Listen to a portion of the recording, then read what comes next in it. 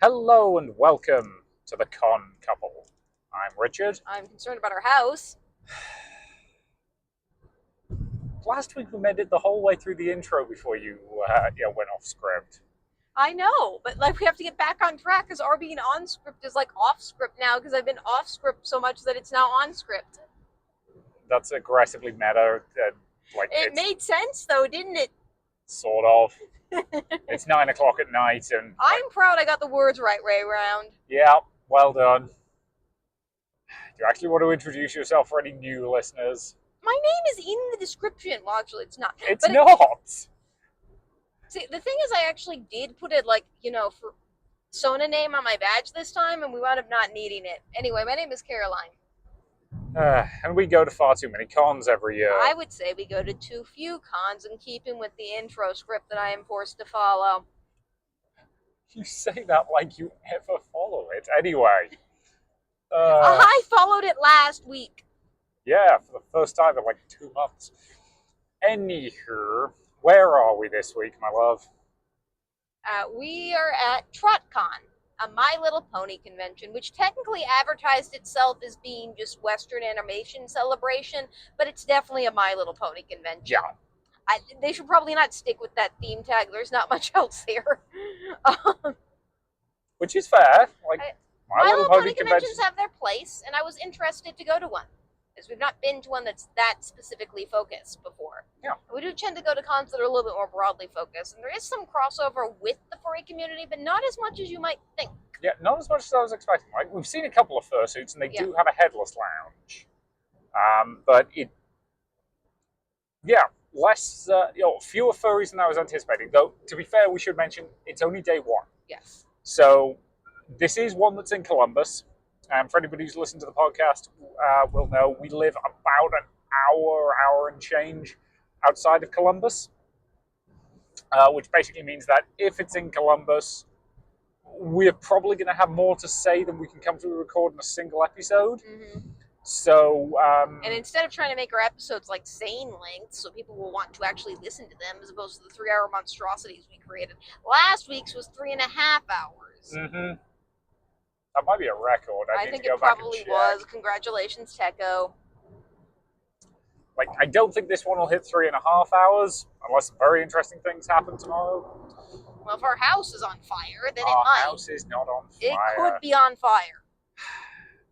We should explain the context of this. At about 6 o'clock, we got an email from one of our neighbors telling us that when she was walking past, she noticed that during a storm, a tree branch that's been kind of suspect for a while had fallen and taken out the main power line to our house. Which is, I've been worried it was going to do that for like a year. I'm surprised it's lasted this long. Yeah, I'm honestly also surprised it's lasted this long. And yes, we could have been sane and told our landlords about it, but our landlords are very good in an emergency and not very good anytime anything's not an emergency. Yep. So in this situation where there actually was an emergency, they were great. Yep. Had we told them about it weeks in advance, it never would have gotten taken care of. So. Yeah. So again, called them. They basically said they'd get onto the power company immediately. It was showing on the power outage map. It's not showing anymore. We're hoping that means it's been fixed. Yes. We will update you either when we get home or next episode if it has been fixed. Yeah. Just keep in mind, if it hasn't been fixed, we might not go to the con tomorrow because, yeah. Our brains might not be up to it because you can't sleep in a house without power. Yeah. And we're also worried because our dog was at home, but hopefully she's okay. Hopefully she's okay. Again, that's definitely something we will update on. Yes, and it's something for which there was a live wire on the ground in front of our house, so we didn't want to leave the con early to go basically do nothing because we can't fix it ourselves anyway. Mm-hmm. So it made sense to just kind of stay at the con and distract ourselves. Yeah, because we couldn't really get into the house to her easily or safely. So I'm aware you can just walk around live wires, but they still freak me the heck out. So yeah. Oh, it's your version of me and fire. They're live. If you touch them, you'll die. I'm aware. If you touch a fire, you're not going to die. At least not instantaneously. Yeah. With a live wire, you're going to die. Probably instantaneously. Oh, no, it's not instantaneous.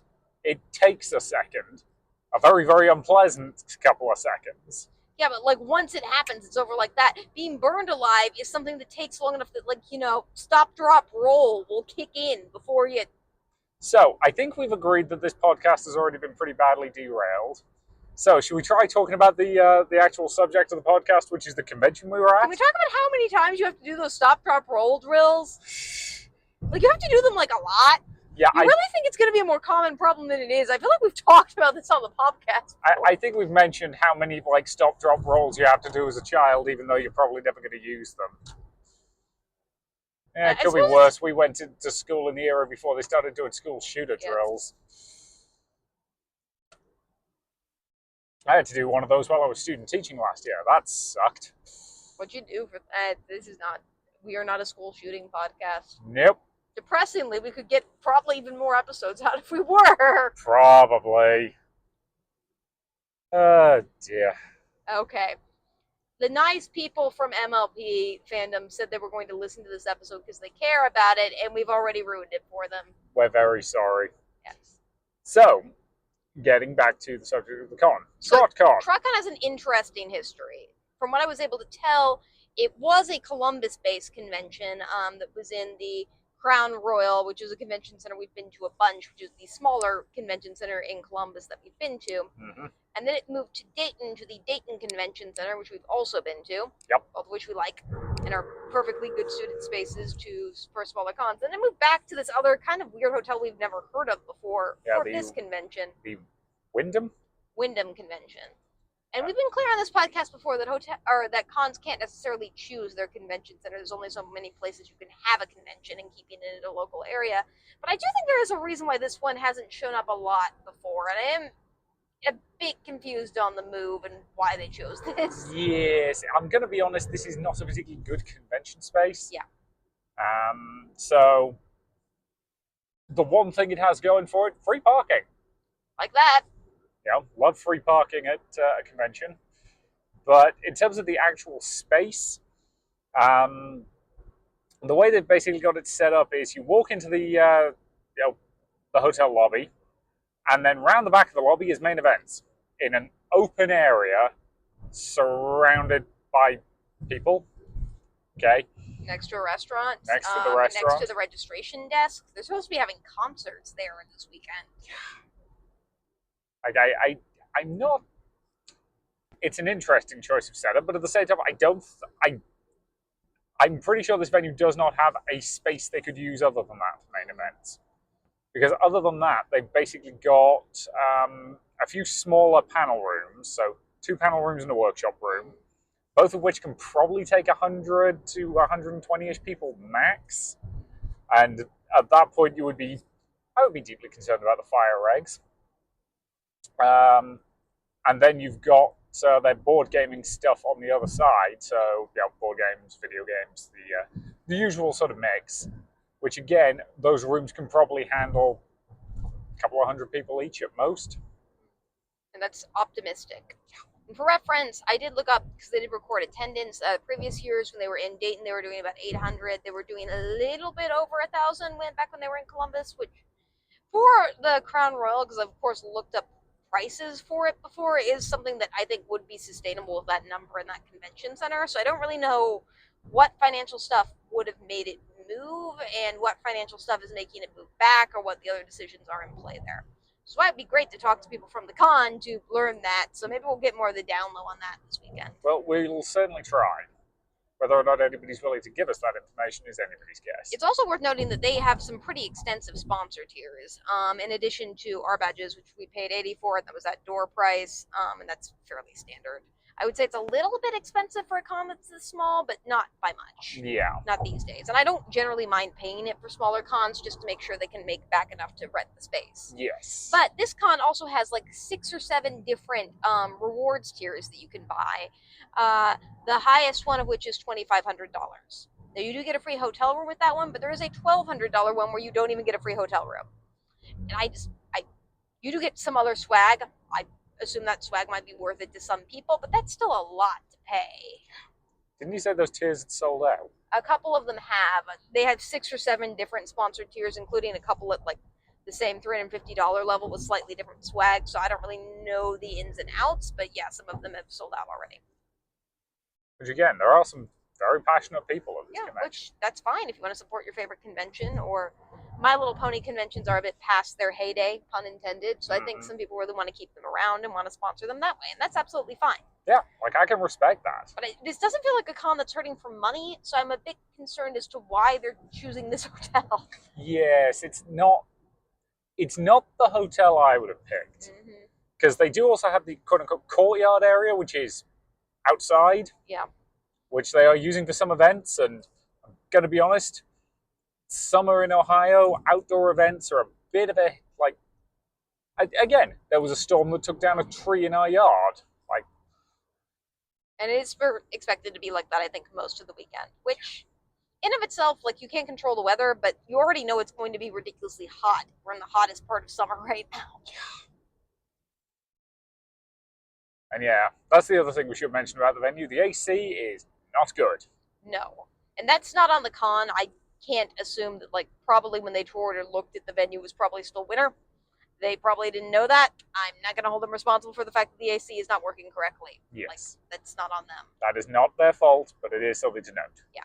It is something that, for me, would definitely put the venue on a we're not going to come back here next year list. Because, like, there's straight up some rooms in the con where it's just not working correctly at all. Like the board game space, I did notice the thermostat as I went past, and it was on like 78, 79. And keep in mind, this is a 79 with, like, very still air, because there's no air moving in and out of it. They were putting up, like, giant fans to keep stuff cool. Which, not on the con. I'm glad that they're trying their best, but I, at the very least, hope the hotel is, like, giving them some comp for that. They're probably not. They're probably not, but one can hope. Yeah. And when I went to get a glass of water, the water machine had run out. I can still add some ice in the bottom, but And keep in mind, this is a con that does have fursuiters at it, and they need cool even more than most people. Like, there is at least a full-on headless lounge, and I'm assuming that will have like a water station, and a lot of fans and that kind of stuff. Again, don't know, haven't been in it. Neither of us are fursuiters. Yes. So, do we want to talk briefly about food availability and the like? So, there is a restaurant on site. I have no idea what the quality of it is like because it wasn't open when we were going through there. I'm assuming it's probably pretty standard, like mid-range budget hotel fare, which means it's probably, it'll fill you up, won't necessarily satisfy you.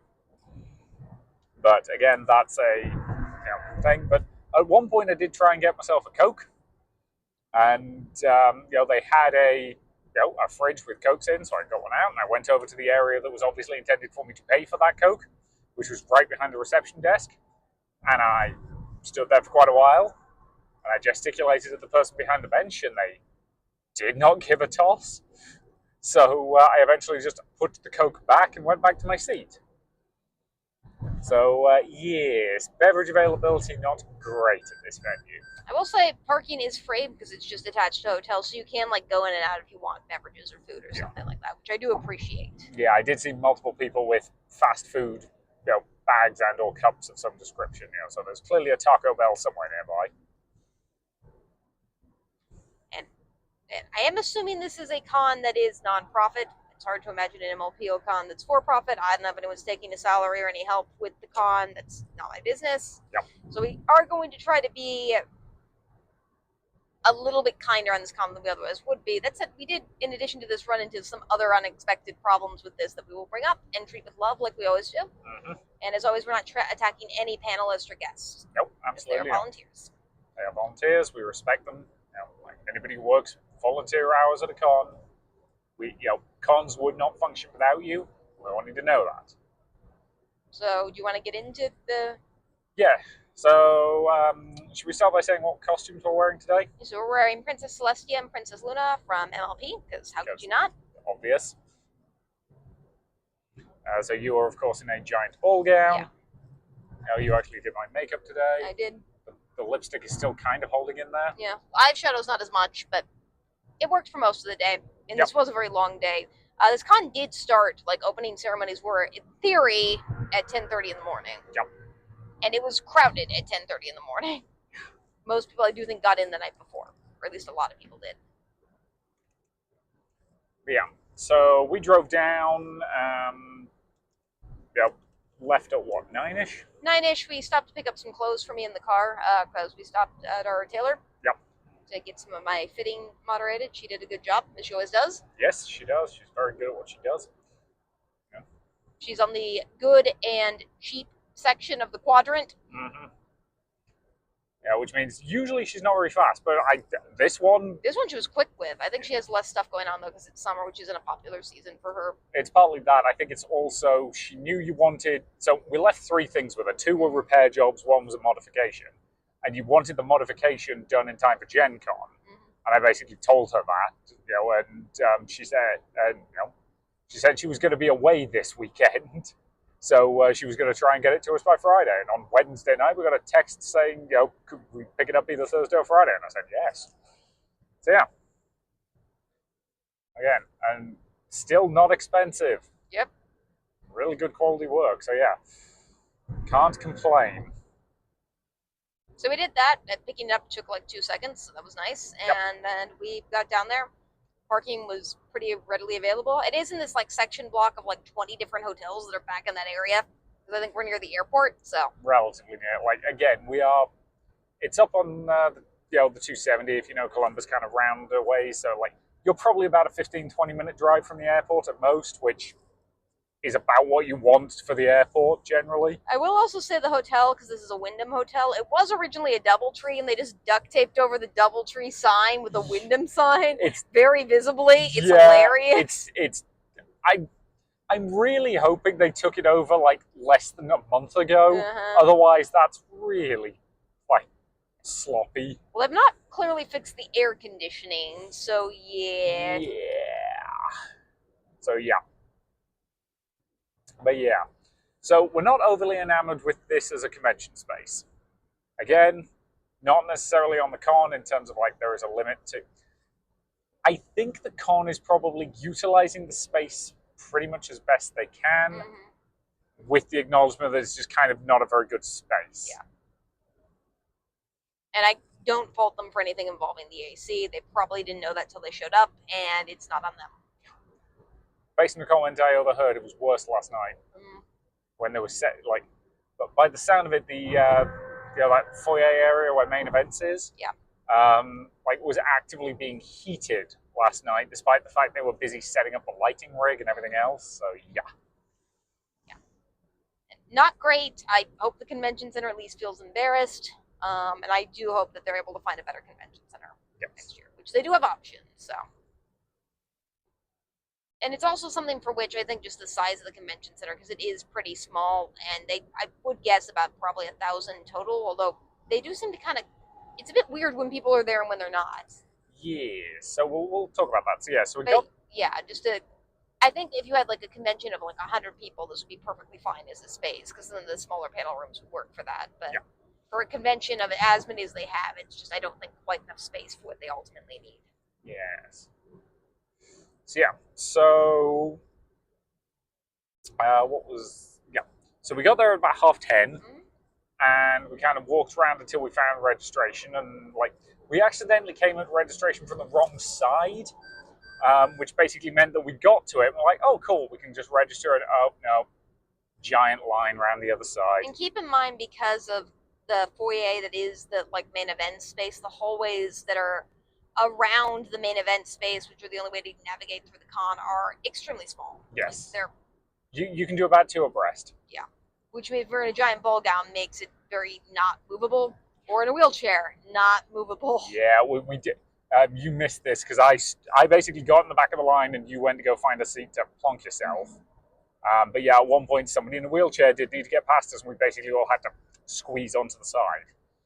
Which again, like, everybody did. I want to clarify, like, nobody complained, nobody had any issues. It's just, it's a thing we had to do that wasn't great purely because of the way the space was designed. Not on the con, but I do feel like something they should have thought a bit about in terms of how they laid out what they were doing. Yeah. And generally at a con of this size, I don't even worry about registration and accessibility, because even if there is a line, it's never more than like 50 people long, and it takes 30 seconds to register people, and generally it can handle like 10 minutes of waiting. this got a little bit weird. Yes. I don't really know how else to describe it. And I do want to emphasize that we do not begrudge anyone who works registrations. It's one of the thankless and most difficult jobs at cons because people only notice you when you're doing stuff wrong. Yes. Like, we always like to shout out a good registration process, but this one was kind of weird. This one was weird, and I'm not sure how much of it's the fault of the people who are running the desks. I would not want to blame them too much. Yeah. So, as we mentioned, we pre-registered for this one, as we do with most cons. And you could put names on your badges, so I wanted to try like a Sona name this time, because I put a name on my badge that might be a name I want people to like call me at cons, to kind of get used to that, like free cons and stuff like that. I figured it'd be a good con to try it, because it's an MLP con, and if like no one, I don't like it or whatever, I can just pick another name next time. Yeah. What was it, by the way? You don't get to know yet. I'm not ready to reveal that yet. Okay, fair enough. But but when we eventually got to the front of the line, and this did take over half an hour. Mm-hmm. And at a con this size, like at a bigger con where there's like you're processing 1,000 people an hour, I can understand that wait. But like at a con this size, I got bored just because the line was just not moving in places. Some people took over 5 minutes for one person. 5 minutes. Yeah, so we eventually get to the front of the line, and I basically just kind of called you to regroup with me when I got near the front. So we went up, and I showed the QR code, and then they typed in your name to find it. Yeah, they didn't use the QR codes basically at all, which also meant the names that were attached to the QR codes weren't used.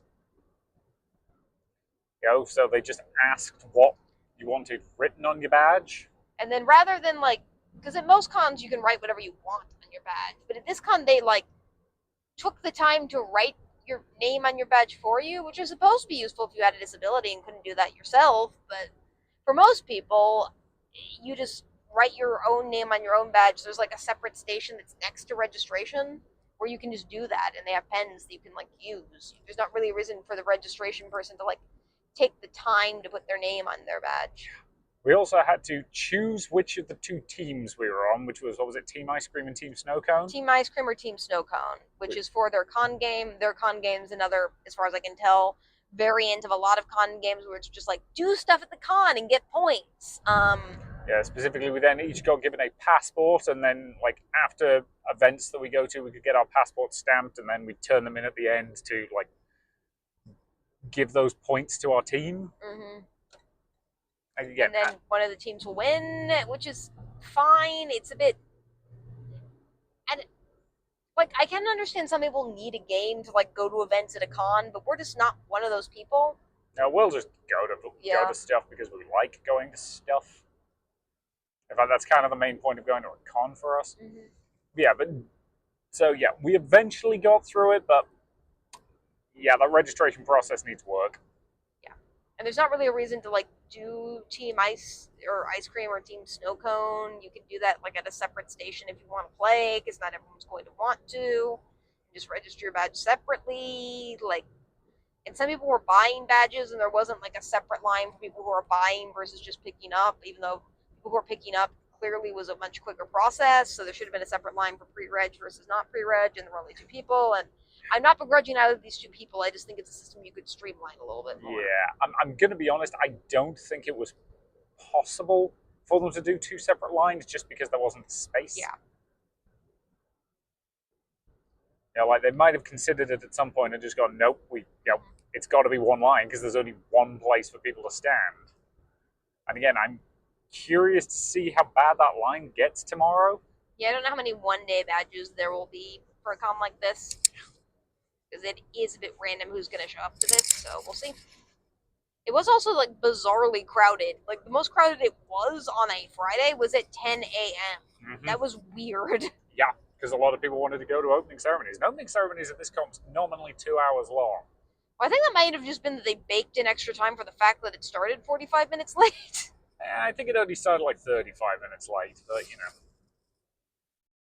Which we kind of just attended opening ceremonies because we were in the atrium while it was happening, getting tickets. Yep, we were just behind the stage because that's where that's the direction it was set up in relative to where the queue was. But it seemed pretty basic for opening ceremonies. They just introduced the guest, a couple people talked about like panels and stuff that was going on this weekend. It seemed fine. Did some cheering, got the crowd hyped. Fair enough. We were kind of feeling a bit overpeopled at that point. Well, it's just the atrium was extremely crowded, and I just was not expecting, like, I I knew this was a con of about 1,000 people, and 1,000 people can feel like a lot or little people depending on like what venue they're in. 1,000 people in the Columbus Convention Center doesn't feel like any number of people. 1,000 people in this convention center is a lot, but I wasn't expecting there to be that many people there at 10 a.m. That's just not a common time. And weirdly, it was like more crowded that time than it was any other time this day, which is just weird. Yeah, that is very unusual. Because I don't know what the other people were then doing once they got tickets and went to opening. Yeah, not a clue on that front. Like maybe they just went back to their hotel rooms because that was the thing that they were really interested in. But yeah, basically, rather than attempt to like sneak into the back of opening that we'd already kind of heard, we basically went straight to the vendors hall. Yeah. Which is unusual for us. We don't normally do that. It was also in part just because the air conditioning was not working and we were trying to get somewhere cooler because we were pretty hot. So we went to the vendors hall, which also opens very early, 10 a.m. for VIPs and 10:30 for anyone who's normal. And it's a unique vendors hall in the sense that it is very My Little Pony focused. Like, if you are a fan of My Little Pony, you will love this vendors hall. Yeah. And if you are anyone else, you will find it interesting. You will find stuff that's interesting to look at, probably not much you're going to want to spend money on, which is fair. A lot of custom-made pony plush that was sold out basically instantly. Like, when we got there at 10:30, they were on their last, like, pony plushes. And a bunch of stickers, some older pony plushes for people who are reselling just old ponies, a lot of OCs, like, again, a lot of creativity involved, and a lot of very artisanal people who are involved explicitly in this community. Which is impressive, honestly. Oh yeah, like again, you don't. One of the things you've lamented is that at cons you often don't see as much like custom. You see a lot of crochet, you don't see a lot of handmade plush. This con had a ton of it. All MLP focused, to be fair. And most of the like bigger ones cost like $300, which I'm sure is fair for the amount of work that goes into creations like that, including original concept design. It is obviously very popular. I think a lot of people, like one person said that they their plush was about $650 for a larger plush, and they sold 12 of them within the first hour. Yeah, like those people they're making back their tables quite easily. Which again is good. I'm glad people are finding things that make them happy. I am too. Again, I freely admit I would not spend that amount of money on a single plush, but if you've got the money to spend and it makes you happy, great. Like there are things I would spend that amount of money on. Yeah, and if it's your thing and you like it a lot, and I do think it is worth it for that original artistry and creation that you only see there. Yeah. Like at some point I should probably total up like how much money I'd nominally spend on my Warhammer army. No, you shouldn't, because you're going to feel bad about yourself. Yeah, that's probably fair. It's like if I total up how much we spent on clothes. We're never doing that. Nope. That's not something we need to think about. So, after that, we kind of went and just sat in one of the panel rooms for a bit, just to kind of, again, this was a room where the aircon was actually working. Yes. And at that point, there was nobody else in it. So, we needed a chill-off space. And just... It's always hard when you have a rough start to the con, and that's what I've learned is, like, you really want to make that registration process a good one, because it's everyone's first impression of you as a con. And I get, like, sometimes problems are unavoidable. Like, you can't always predict when people are going to show up. But you want to try to make it as seamless as possible. Yes.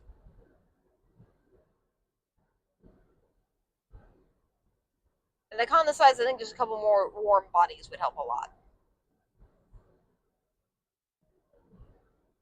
Again, I genuinely think the single biggest limitation on the registration process was just the space they had to do it. But again, like I would say that stuff like the con game and that kind of stuff, I would put in a separate... I would have put that on the information table, which is next to the registration table, and it's fine. If you're interested in the con game, go and talk to them. There's a thing behind you where you can put your name and your badge. Have fun at the con. Move on to the next person. Because that would have just been a little bit more efficient. And they also didn't have, so they did have schedules and stuff like that in program books for VIP tiers, but not for just regular attendees. It does feel like it should be included with $80 a badge. You would think. They do have an online schedule that is in a printable format. You could print off, which we're lazy. That's our only excuse. We actually do have access to free printing. We're just lazy. I mean, again, it's work printing. Don't tell them that. Everybody does that, honey. I know. But yeah, we were able to chill in the room. No one really cared that we were back there. I think somebody asked us if we were the panelist at one point. But again, that was on the way in, though, rather than... No, it was later that they asked us on the way in. Somebody came in the back door of the room and asked what the panel was a bit later. Oh, yeah, I remember that. And I can't remember what that panel was going to be. I can look it up while you continue to talk. Yeah, so at that point, we basically figured, okay, we need to do something to kind of get our equilibrium, because one thing I have learned about conventions is that... And about yourself, let's be clear. And this is a me thing, is that I don't really... If it's a brand new con, and doubly so if it's in a convention center I've never been to before, I don't get my equilibrium until the first panel, first event, whatever. Because generally I'm fine after we get through registration, whereas you need that first panel. I need that first panel, because one of the things I do when we go to a new space is figure out things like, okay, where are the emergency exits, how do we get around, how do we navigate, if there's a particular panel room we want to be at, where is it, how do we get there, all of that kind of stuff. And that's unfair. What? Team Snow Cone gets a meetup tonight. We're both on Team Ice Cream. We don't get a meetup tonight. It was earlier in the day. Yeah, but it's not at night. Their time is way more convenient than our time. This is a Team Ice Cream discrimination. Cool. Love you. Love you too. But yeah.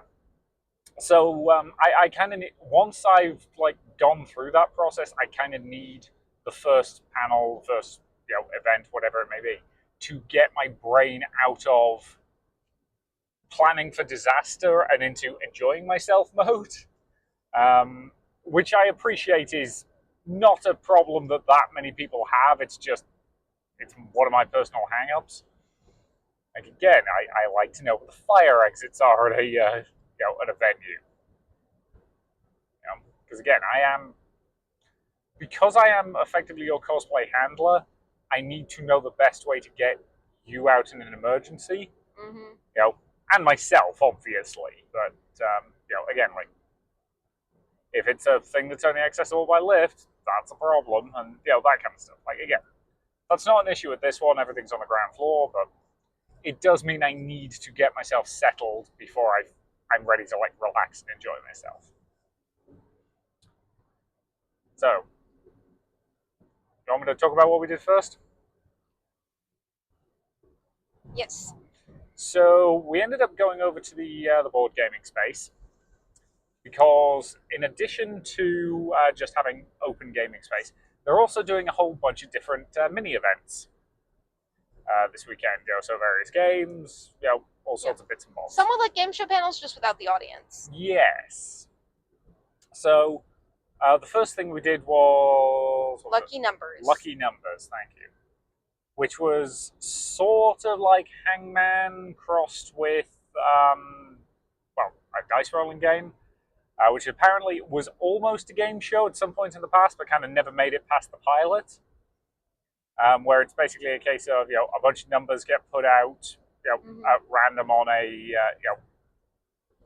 and then they tie into letters in a phrase or a word, and then you roll some dice and you basically say, okay, I rolled a 7.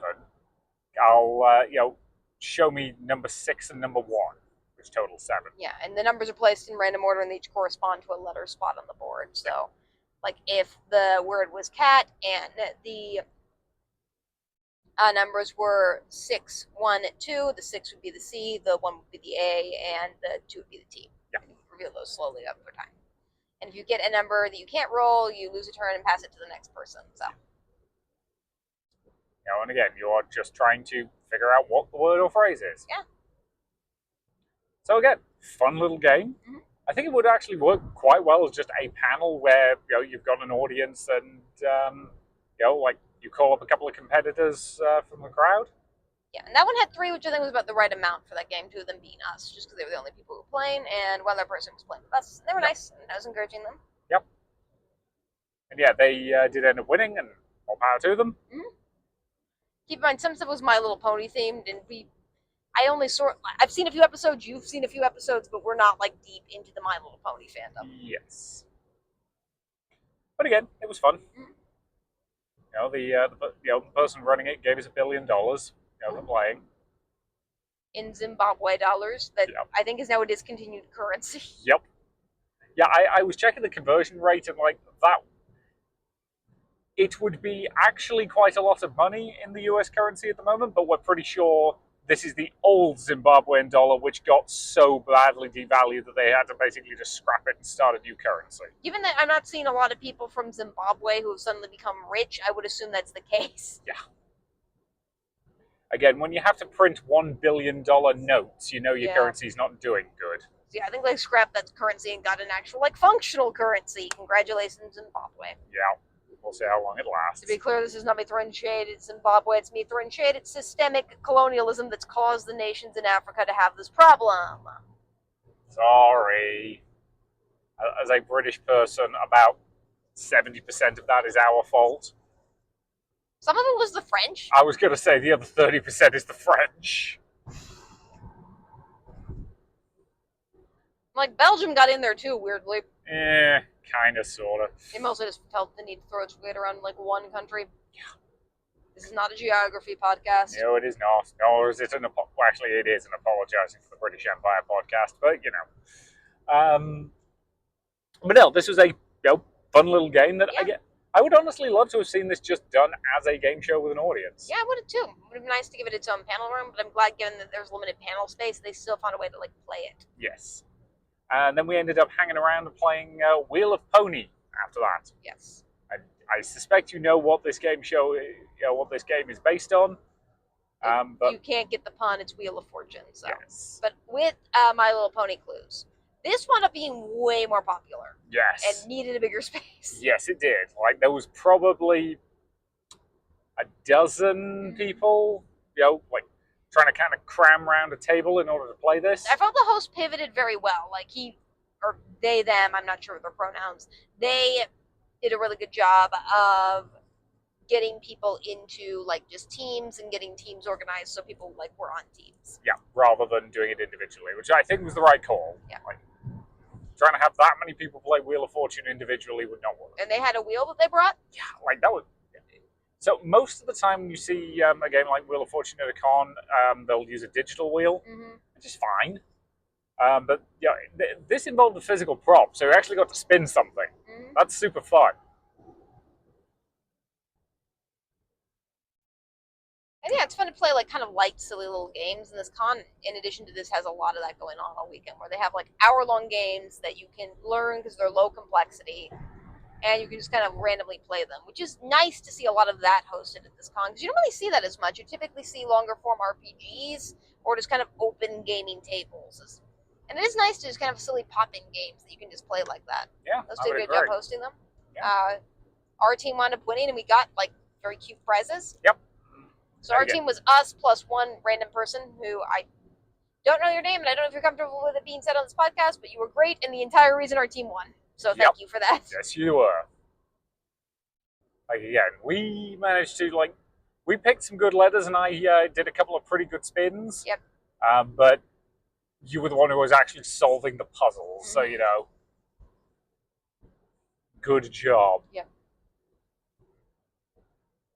And we solved the bonus puzzle just because I think the host realized they made the bonus puzzle way too easy, because the letters you typically guess are R, S, T, L, N, E for Wheel of Fortune, and the puzzle had 16 E's in it, so... It had a bunch of E's and a bunch of, S's and a bunch of T's. Yep.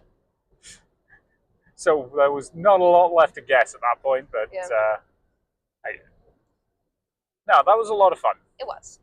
And we let the person who actually knew the answers take the, I think, most sought after prize. But I got a Princess Celestia bracelet / necklace that I love.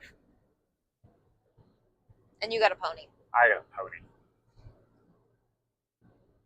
But yeah. So that was that. And again, a lot of fun, would recommend. Honestly, I would love to see that just done in a panel room with an audience. But again, I get limited panel space, etc., etc. It was well done. They had some great prices. Oh, we also just got money for the vendors hall. Yep. Which was also great. Yeah, we need to spend that. We haven't yet. We should. Oh, we will. They did explicitly say it's for the vendors hall to help with the vendors, and I do want to honor that. So we'll either spend it in the vendors hall or give it in charity with the charity auction. Yes, it may end up going into the charity auction, but I think that's a fair. legitimate choice. But again, we'll see. I doubt the host will mind if we use stuff at the charity auction. But yeah. So, what was next? I will pull it up. I think next we went to the Ohio panel. Yes. This was just a panel that made fun of Ohio. Yep. Which again, if you live in Ohio, you want to make fun of Ohio. Mm-hmm. That's how living in Ohio works. We got a lot of the specific stuff they were talking about and referencing. They referenced Jungle Gyms, which, shout out to Jungle Gyms. If you're not familiar, it's an extremely large grocery store in Cincinnati, which has a decent international food market, which means, among other things, I managed to take some jammy Dodgers to work this week. Yeah. And confuse the heck out of my co-workers by basically, because I basically just stuck a thing in the office group chat that just said, hey, if anybody wants to taste the height of British cuisine, I have a box of jammy Dodgers on my desk. Come have at them. Which led to two of my colleagues just coming in and being like, so what's a jammy Dodger? And I'm like, here you go. So yeah, jammy Dodgers are great. This was just a panel making fun of Ohio. It wasn't. I am noticing this a little bit with this con. A lot of their panels seem kind of just like more people talking and a little bit less. We had stuff prepared. Yes, this like they clearly knew some stuff they wanted to bring up. Like they had a bunch of specific tabs open and ready to go, but it wasn't like a preset PowerPoint presentation that was prepped for making fun of Ohio. No, it was just people kind of talking about Ohio and making fun of it in the kind of loving way that you make fun of your sibling. And they had a game that took place in Ohio that they tried to play that wasn't really Ohio themed, but was still funny. It was definitely not appropriately rated for the panel. I mean, if you play the Cleveland Tourism Board song, like,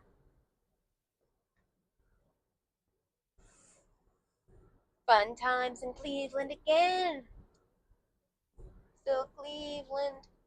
You don't know how this song goes. I've not seen it as many times as you have. It's fine. At least in part because most of the reasons I've watched it are when you feel the hankering and show it to me. Yeah, it's nice to kind of see or talk about like the place you live. And Ohio's already made fun of to death anyway, so. Again, they pulled examples of stuff like Red Dead Redemption 2, where one of the characters they could have sent me somewhere awful, like Ohio. I couldn't tell if his line was like subbed in or if it was legitimately okay. I'm pretty sure that's in the game. OH. You can do it. I believe I'm supposed to say I-O. Good, you're converting. So you'll lose that accent. Nope. What's interesting, I have noticed at this con and just generally, when I'm with you, people tend to think I'm also British sometimes. It's happened a couple of times. I'm just like, I'm not. Thank you, though. So maybe I'm sounding more British and just can't hear it. Haha. You tried to corrupt me, but instead I corrupted you. I love you. Love you too. Well, it's like I can hear my mom at a southern accent. Again, the one that amuses me is how similar you and your brother sound. It's more that we talk, like, I realize that both me and my brother are very rhythmic speakers insofar as we break up sentences in very similar patterns, and we are people who you can hear in our voice that we break up sentences in certain ways, and I'm very conscious of myself doing it right now as I'm talking, and he does it in the exact same way. Yeah. Again, his voice is notably deeper than yours, I should say, but Well, when we were kids, before his voice changed, you couldn't tell our voices apart. Like, my mom could not tell our voices apart. Yeah, I absolutely believe that. Which again, that's it's not a bad thing, it's just kind of amusing sometimes when you're in the same room. So yeah, again, panel making fun of Ohio, perfectly fun, perfectly functional. Yeah, Skippity Riz, Ohio. Is that a thing? I don't. That's I think what the Gen Alpha kids say. Oh. Yeah. Yeah. This is quality podcasting. So, After that, we went over to the My Little Pony Law and Order panel, Yep. which is basically some people who are kind of slightly nerdy about the law, not lawyers or like.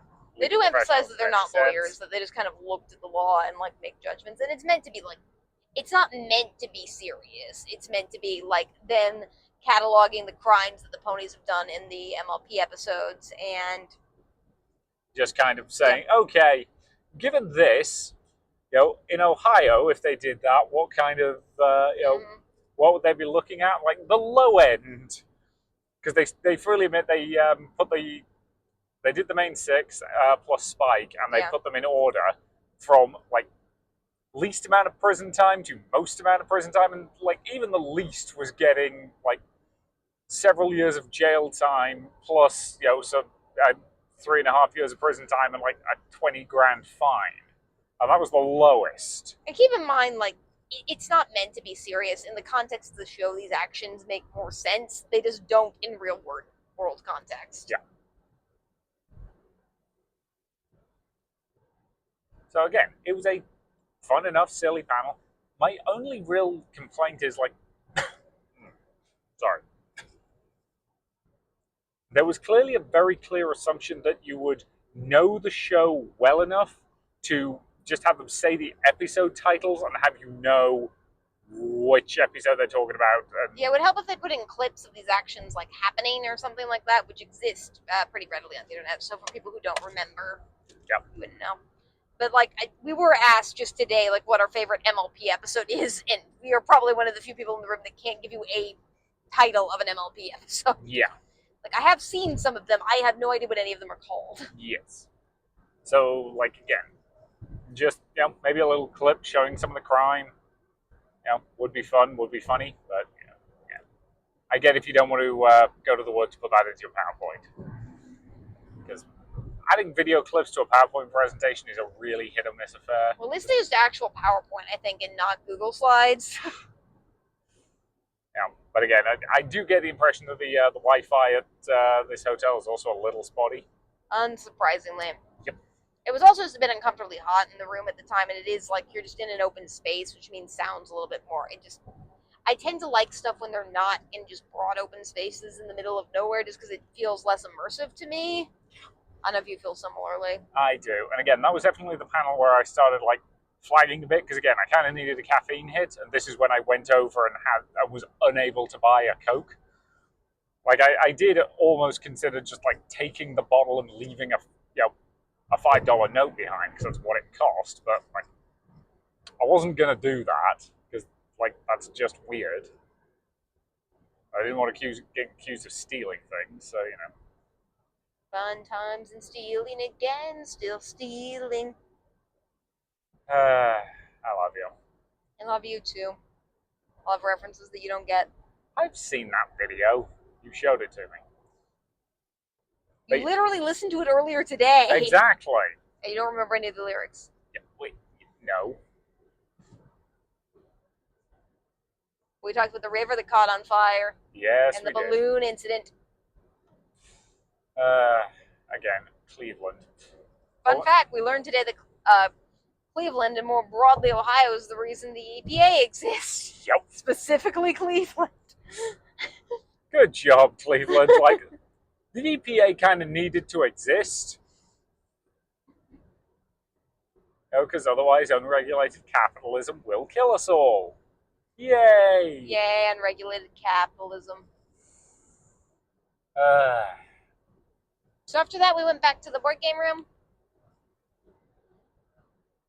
And we played, what was it called? Trash something or other? I'm trying to find it. Trash Talk? Yeah, Trash Talk. Trash Talk. So this was a really cute little game. Which did start, I will say, there is a little bit of confusion on the schedule, which keep in mind isn't in person. So they do have the descriptions for all the like game type panels outside the gaming room, which I do really like. Yep, love that. And they have somebody there who's just helped to assist you to let you know where you're going, which I also like. Again, super love that. But this game did start a bit earlier than it was supposed to, because it was supposed to start at 5. No judgment there. Yep. I think just because one group of friends showed up and wanted to play. And it was slotted to only, like, the schedule says it's only supposed to run for 2 hours, or for 1 hour, but the schedule that's, like, on the, like, sign outside says it's supposed to run for 2 hours. Yeah. But, like, I do get the sense that stuff just kind of happens when it happens, and you just kind of have to go with the flow a little bit. Yeah, I would say so. And again, like they, when we came up to the table, they were like, they were quite happy for us to join and basically said, we could watch the round they were currently doing and then join in the next round. And like a round didn't take terribly long, so we did not mind that at all. Yeah, and I will say the schedule outside the door that they have also has on it like the complexity of the game. Most of the games are low complexity. You can learn them pretty much by just watching somebody play for like 2 minutes. Yeah. This was one of them. So this was a cute little game. It was basically a case of one person was playing a raccoon. Mm-hmm. The raccoon possum theming, I will say, is kind of shoehorned in there a little bit. It is, but it kind of works.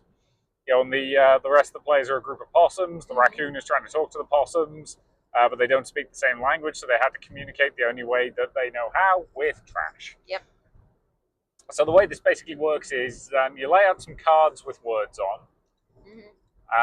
And then the person who is clue giving, who is the raccoon, assigns pieces of trash to those clues and then puts copies of that trash out for the players, and they have to assign that trash to those words.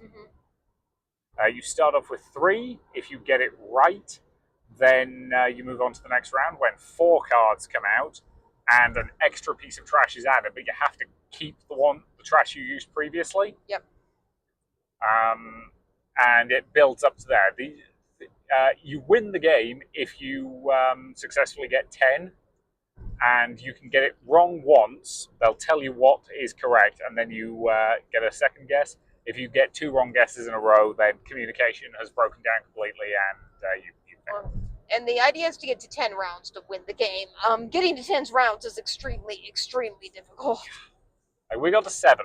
We got to the point where we were consistently getting 7, which I think was pretty good. Especially for groups of people who because there were a couple individuals playing, then there was our group, and there was another group of 3 who was also like playing along with us. And that's like a lot of individual people. Like, one, you have to be respectful of everyone else's opinions.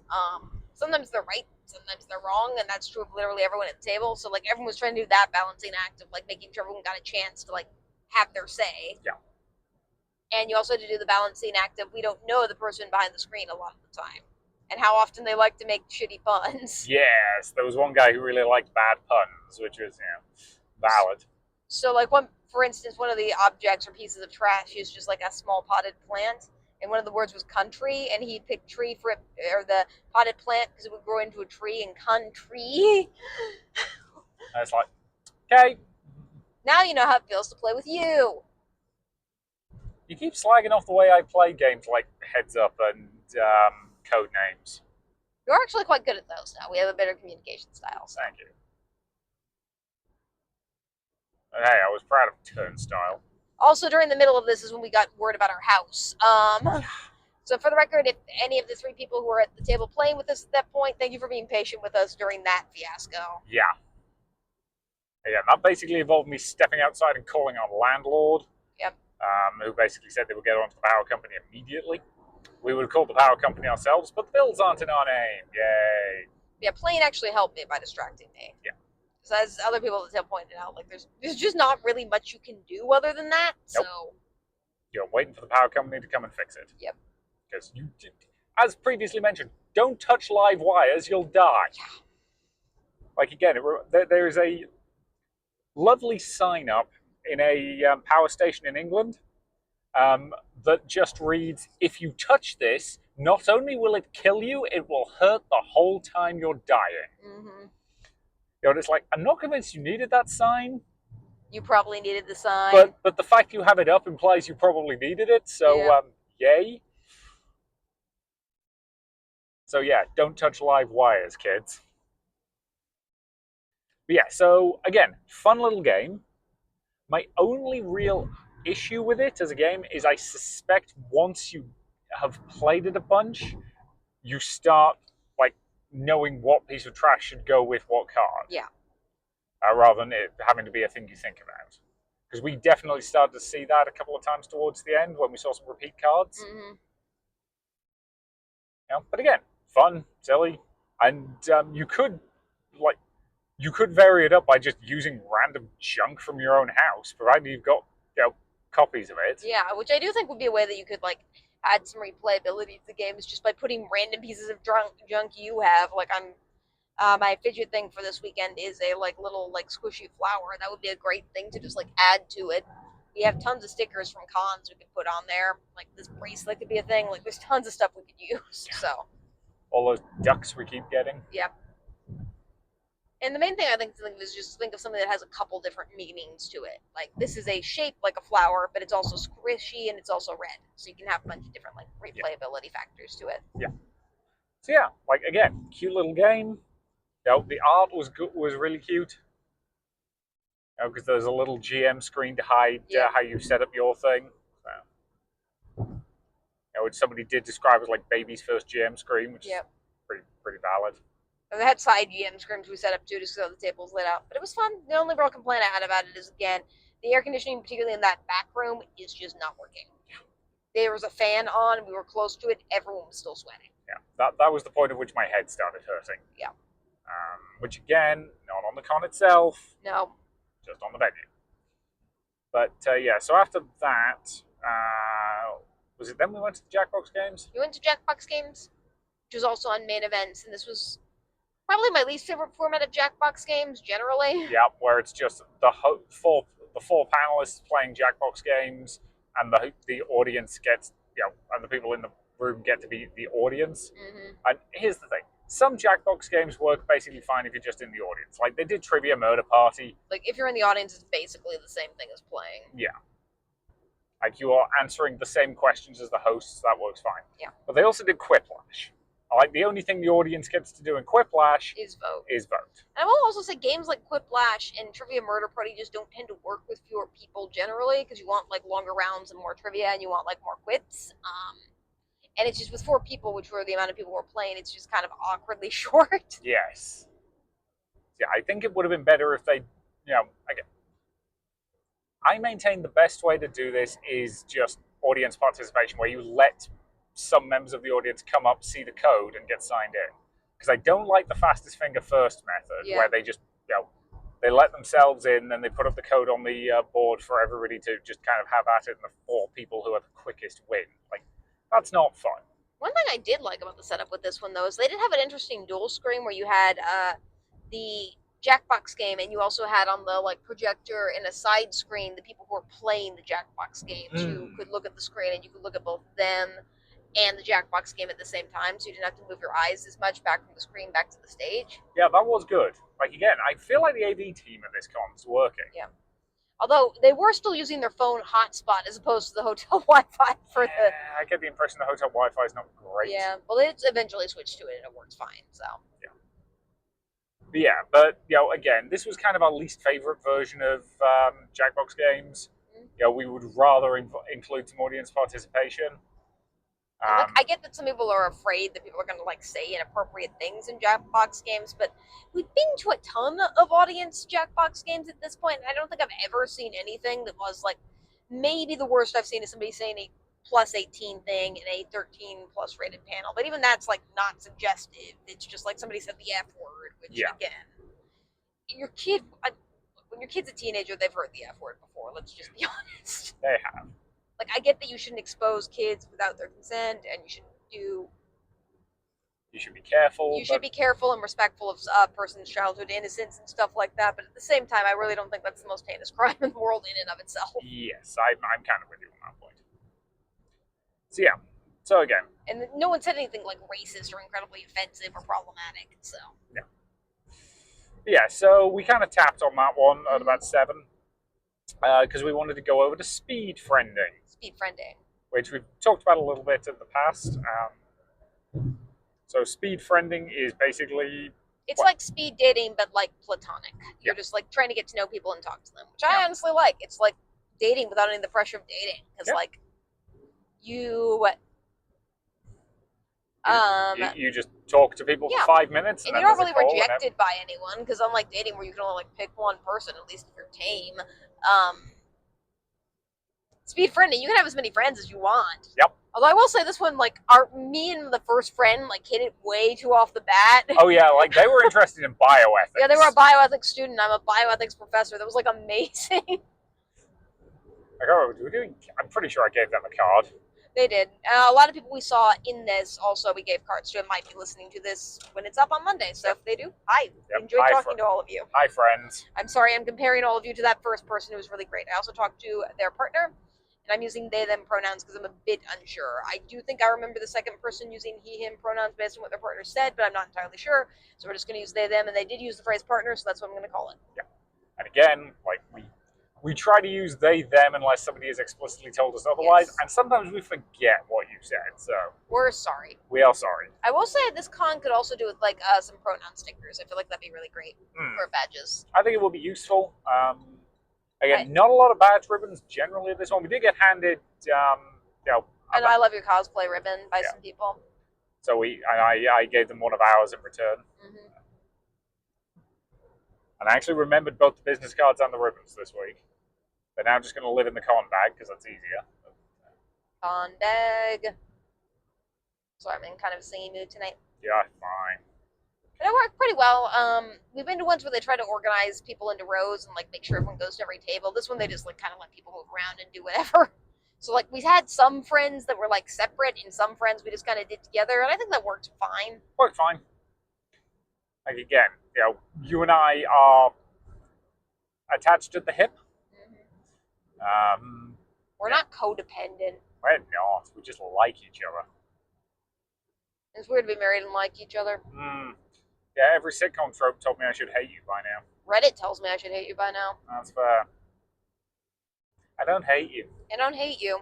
I also judge people who post like vitriolic things about their spouse on Reddit. Like, you hate your spouse, just get divorced. Dear. But yeah. So this was a lot of fun. It was a good thing to end on, and I think we just ended with people telling us about their favorite ponies. It was a bit awkward for us because like the host was like, well, like, you'll like My Little Pony is like a commonality, so just ask questions like, what's your favorite pony and stuff like that. I'm like, I'm not even sure he knows the names to all the ponies. Okay, hang on. So Twilight Sparkle, Rarity, Fluttershy, Applejack, Rainbow Dash, Pinkie Pie, and then like Spike. Mm-hmm. Then there's like Luna and Celestia. Those are the main ones, yes. Yeah. And then there's like side characters that everyone apparently has favorites of, which is cute. So, like Scootaloo, something like that. Shining Armor was one that got mentioned a few times. Yeah. Yeah, we've seen a few episodes, but never really watched this show. But this con is doing a good job of making me want to watch My Little Pony. So, that's nice. But yeah. So yeah, that was day one. That was day one. Do we have anything else we want to talk about at the moment? Can you think of anything? Nothing significant at this time. Like again, because we don't talk about things we didn't do until we are at the end of the con. Which we will do at the end. Yep. And generally, we're trying to make this a bit more like, less scheduled, more fun focused. I am a little bit, I don't know. I am kind of disappointed because this does seem like a pretty fun con, and it's a con we haven't been to before. I really do wish the venue was a little bit better. Yeah. And some of that's not on them, like the heating problems or the cooling problems are not on them, but I would like to hear more of the story about why this con has moved so much in the past year and what the story is behind that and what the reasoning is behind that. Yes. Because I know they were at the Crown Royal, or the Crown Plaza, sorry. Which would be perfectly fine for them. Yeah. Like, it's an older convention center, and it has its own kind of heating and air conditioning problems, but nowhere near as significant. And it has more space. Yeah. Like, significantly more space. Yes. And it's just kind of... even more than that, the space it has is just kind of better laid out. Mm-hmm. Whereas, again, like, we felt a bit cramped in the spots. You have signed up to be in the cosplay contest tomorrow. Mm-hmm. Assuming that we actually get some sleep tonight. Yeah, it seems to be a fairly standard cosplay competition of walk across the stage. So we're breaking out the candy skirt tomorrow. Yep. We'll see how that goes.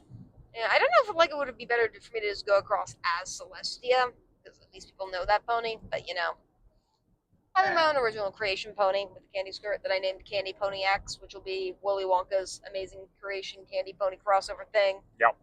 Yeah, I'll wear my Wonka stuff, and again, if they're willing to let me announce you, Yep. they're probably not going to do that. But I have zero problem being your hype man. That's fair. We'll have to be careful with the skirt tomorrow, though. Yes. Oh, the joys of wearing 40 pounds around my waist. Why did we make that thing again? Because it looks cool. It does look cool. So, should we sign off? I think so, because I think, we are getting close to home at this point, so... And you probably don't want to hear me panicking as we approach that tree, so... So, yeah.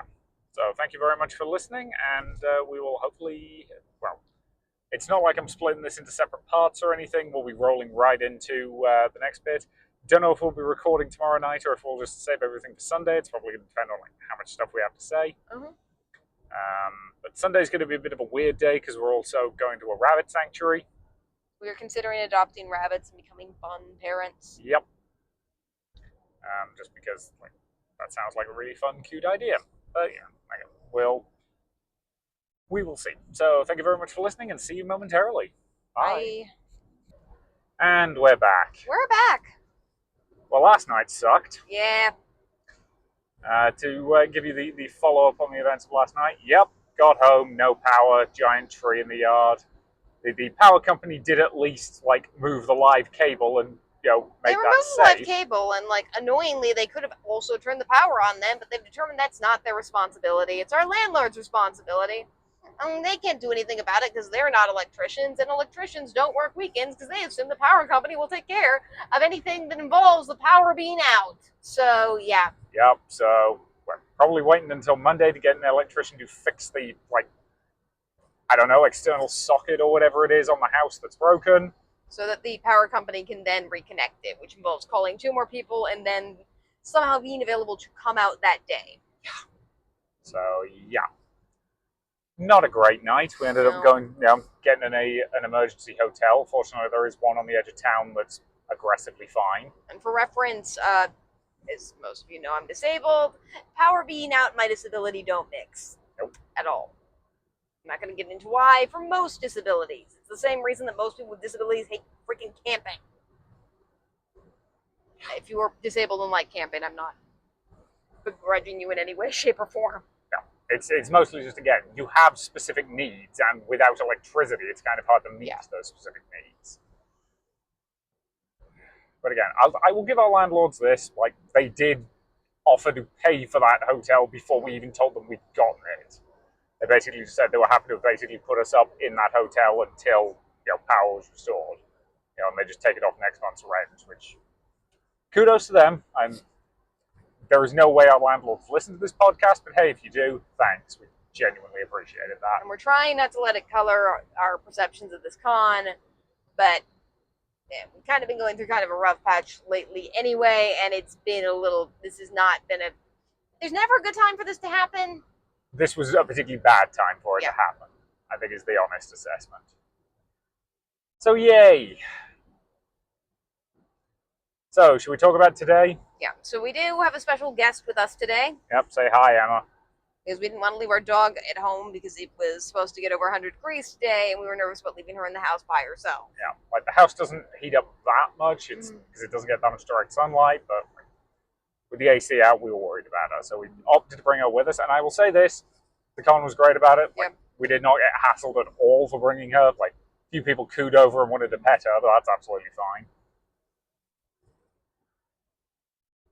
So yeah, that was nice. The con was pretty accommodating. The hotel did not give anything. I will say, this hotel, as we mentioned last night, was clearly just bought out by a new hotel because it used to be a DoubleTree, now it's a Wyndham.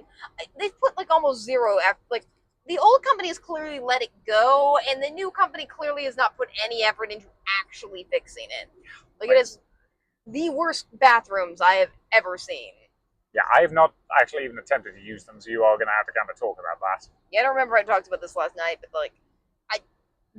there are 2 bathrooms I found on like the main kind of lobby floor, which is fine. That's about the amount you need for this space in and of itself. But one of them only has 1 stall that locks, at least in the femme identifying restroom. The con has gender neutral restrooms that are still like masculine femme identifying restrooms that they've just relabeled, which it's fine, cool for the hotel for letting them do that. Thank goodness Ohio allows for cons to do that still. There's still a bunch of different rules and city ordinances they have to follow regarding that. It kind of sucks. Just make restrooms gender neutral. It's easier for everyone, yada, yada, yada. That one also has mostly like unlocked doors. I did happen to go into the restroom back there that was typically labeled for women just because, I don't know, I've just been assessed to go in there. But Felt more automatic to you? yeah, it was more just automatic than me actually like thinking about it or trying to like make a statement. But that restroom also has a bunch of unlocked doors. Since the other one's gender neutral, maybe I'll inspect the like male identifying one tomorrow and report back to you. I know this is the exciting content you want me to cover. Yep. I mean, again, the bathrooms at cons matter. Mm-hmm. A lot of people are going to be using them. Yep. Also, they were out of soap. They did finally replace the soap later today. I'm somebody who really, particularly at cons, really needs to wash their hands after using the bathroom. Like, I just do. Like, everyone should. I'm particularly, like, I have to do this or I don't feel clean about it. So, I kind of made do with, like, some, like, leftover soap, but have soap. And then start just bringing my own soap. Again, the point at which you're bringing your own soap to a hotel is that, the point where you know the hotel has problems. Yeah. But, like, not only do the locks not work, but there's not, like, a top part of the lock. Like, it can't even lock. It's just weird. Which implies that, like, they were, I don't know, halfway through a renovation and just got bored or something. I don't know. The air conditioning is still not working correctly. Yep. And I realize that most of this is not the con's fault. When you're choosing hotels, you do have a limited option, and it's hard. Also, there's some impressive lightning strikes that have been happening. As I say, it's kind of pretty in its own way. In a as long as it stays over there kind of a way. But at the same time, I'm still a bit confused. So, I know. It's probably not going to be the best, like, succinct episode of the podcast, but I know that they were in the Crown Royal, as we mentioned last night. Their numbers in the Crown Royal were increasing year after year, and then they moved to Dayton and had numbers that didn't increase as much. They stayed pretty consistently around 800, and they moved back here. I don't know what their numbers are for this year. I will comment on the fact, though, that today felt less crowded than yesterday, which is extremely weird. That is very odd. Because generally Saturday is the most popular day of a con. Yeah. The thing I will say is that it felt less crowded than during that opening the registration period, the opening ceremonies. The opening ceremonies feels like easily the busiest thing all weekend. Which is very strange. Yeah. Like, incredibly strange. Like, maybe people are just going to a lot of, like, meetups room parties and just hanging out with friends, which is fine. And they have been a welcoming fandom. We've definitely been to some cons where the fandom was not welcoming. People here have been welcoming and fun. So they have. Like, we didn't do a lot today, in part because we were tired, in part because there wasn't a lot on that appealed to us. Yep. And again, in part just because, again, we're a little frazzled this weekend for fairly understandable reasons, I would like to think. But again, like... that's probably an Amber Alert. No, that's a National Weather Service alert. Oh, goody. For a flash flood. Yay. So the short version of that is if you see high water, don't go into it, which you're not going to do. Yeah, I'm not that dumb. The Prius is a low grade anyway. Yeah. So we're not going to go into water regardless. Yeah, I don't do that. I'm not that dumb. Yeah, the weather's being aggressively shit this weekend also, which has not helped. Yep. Again, as evidenced by the whole tree collapsing thing. Yeah, it's supposed to storm till midnight. Then it's supposed to rain tomorrow. And this is supposed to rain Monday. This is riveting content for our listeners. You should talk for a bit. It is. So, we got up this morning. I had to do a bit of back and forth between our house and the hotel just to like get more stuff for you. And I kind of messed that up because, like, again, tired and it wasn't exactly a clean start this morning. No. And then we debated a lot whether or not it was safe to leave Emma at home. We decided it was better to be safe than sorry. Yep. That it was better to bring her and err on the side of caution. And I'll say this: she's been really good today. Like again, there's been a bit of whining, usually like during the time periods when we were trying to get you dressed, because that meant basically like I would describe this as leaving her in the car, but like we were stood at the back of the car getting stuff out of the boot and to get you. And she was fine. Into your She costume. wasn't like. We were never like anywhere away from the car, and she was in the car by herself for like 2 minutes at most. And we were like next to the car, just to emphasize, and the window was open. Yeah, like again, she was 100% fine. Yeah. It's just she doesn't like being separated from you. At least not in a situation that she doesn't understand. Like we can go to work and leave her, and she knows we'll come home, so she's not. That doesn't bother her. She's not worried by that. Whereas, like, you going, me staying with her in the car, and you going into the hotel to use the bathroom, that she's not a fan of. Because she thinks she's getting left with the spare human, which she doesn't like. Yep. So yeah, but again, for the most part, she was really good today. Like, no issues with her at the con. She's passed out now. She was awake most of the day. Yeah. A lot of people wanted to pet her. And again, I will say this: everybody was very respectful about the petting of the Emma. Yep. It was super nice. It's cute. Dogs are great. People showed us pictures of their dogs, which I always like. Yep. We got to submit her to a panel, which was hilarious. Yeah, we'll talk about that when we get to that point. Yeah, so we got here at, like 10:30? Yeah, we weren't in a great mood. We hadn't slept. Emma was, with us, so... And we just weren't finding anything that was appealing, and also, like, particularly at that time period, the air conditioning in the con still wasn't really working, so... We actually went back to the quiet room, which the con has. Yep. And I will give them credit. The quiet room was actually quiet. We were in there twice today, once with people, once with not, both times quiet. Yep. Like, a lot of times quiet rooms at cons just become like hangout spaces where people are just talking.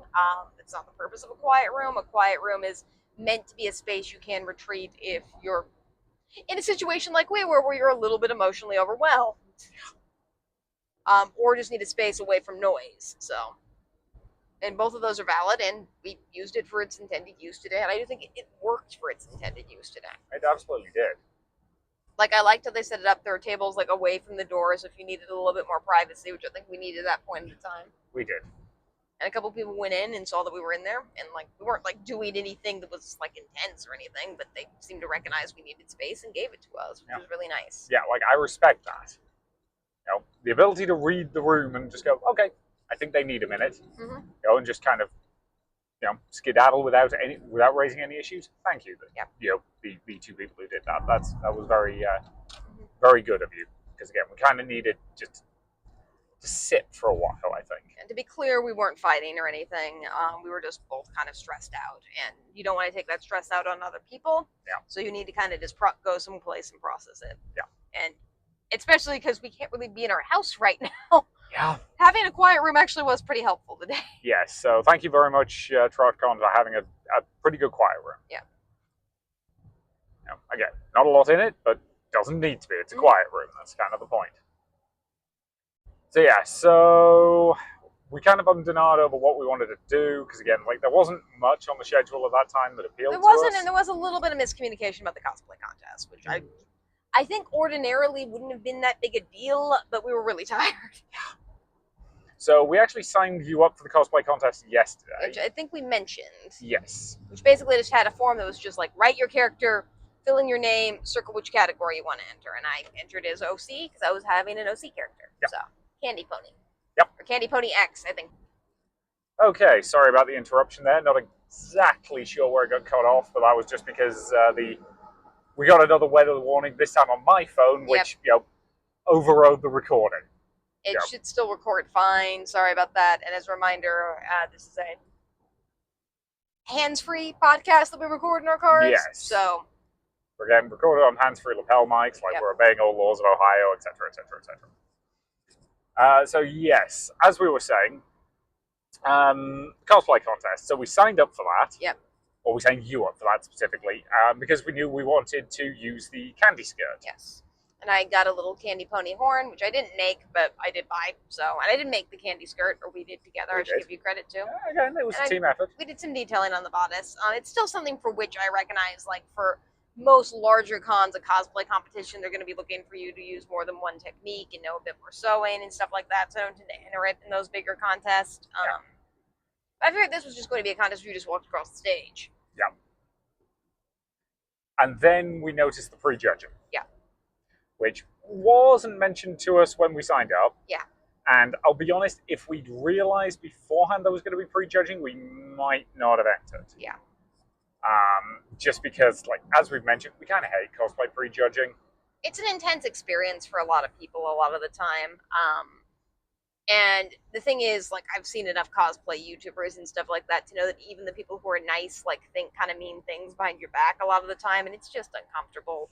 And, like, there's some weekends where I can handle that. This, at this point, was not one of them. No. So, and that's not really on the con. I mean, it kind of sort of is, because they probably should have rules laid out a little bit clearer. Yes. But I have noticed this with, like, both steampunk and just a lot of smaller cons that are about this size, is, like, their cosplay contests don't seem to have official rules because they want more people to sign up and not be intimidated by the rules. But that also, unfortunately, has the effect that people who, like, need rules to feel secure don't have them and don't sign up as a result. Yep. Because we definitely saw some cool cosplays this weekend who I think just didn't enter for a variety of reasons, some of which might just be that they didn't understand what the rules were. Yeah. Like, again, hard to know, because, again, for a lot of people, just competitions aren't their bag. That's fine. But this competition did allow everything. Like, there were some people who had just entirely, like, commissioned costumes that were allowed to walk, and they admitted they were commissioned, and that's absolutely fine. Yeah.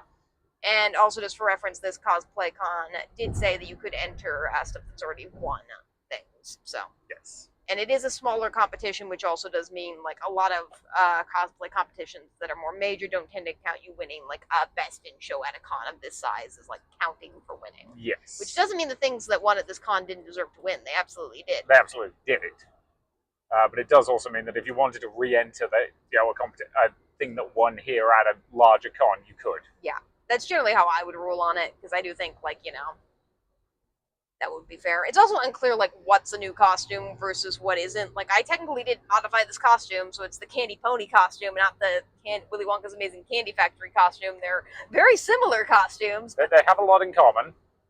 But they are technically different costumes. They are. Which is, fun. Yeah. And again, that's one of the fun things about, something like MLP, is you can take a concept you've done before and just pony it up in a few ways. Pony it up. Pony it up. And that ends up working quite nicely. So at that point we were kind of stressed and trying to figure out if we actually wanted to, like, go to the prejudging or not, because that was pretty much the first thing on the schedule we would potentially be doing. Mm-hmm. And that wasn't going to be until early in the afternoon. So we took a break. Yeah. Which is nice that a con has free parking, so you can just, like, leave. So we did. We went, we hopped in the car, we drove around the 270 for a bit. Because again, we needed a break. Yeah. We needed a mental, like, I don't know. We needed to figure ourselves out, I think.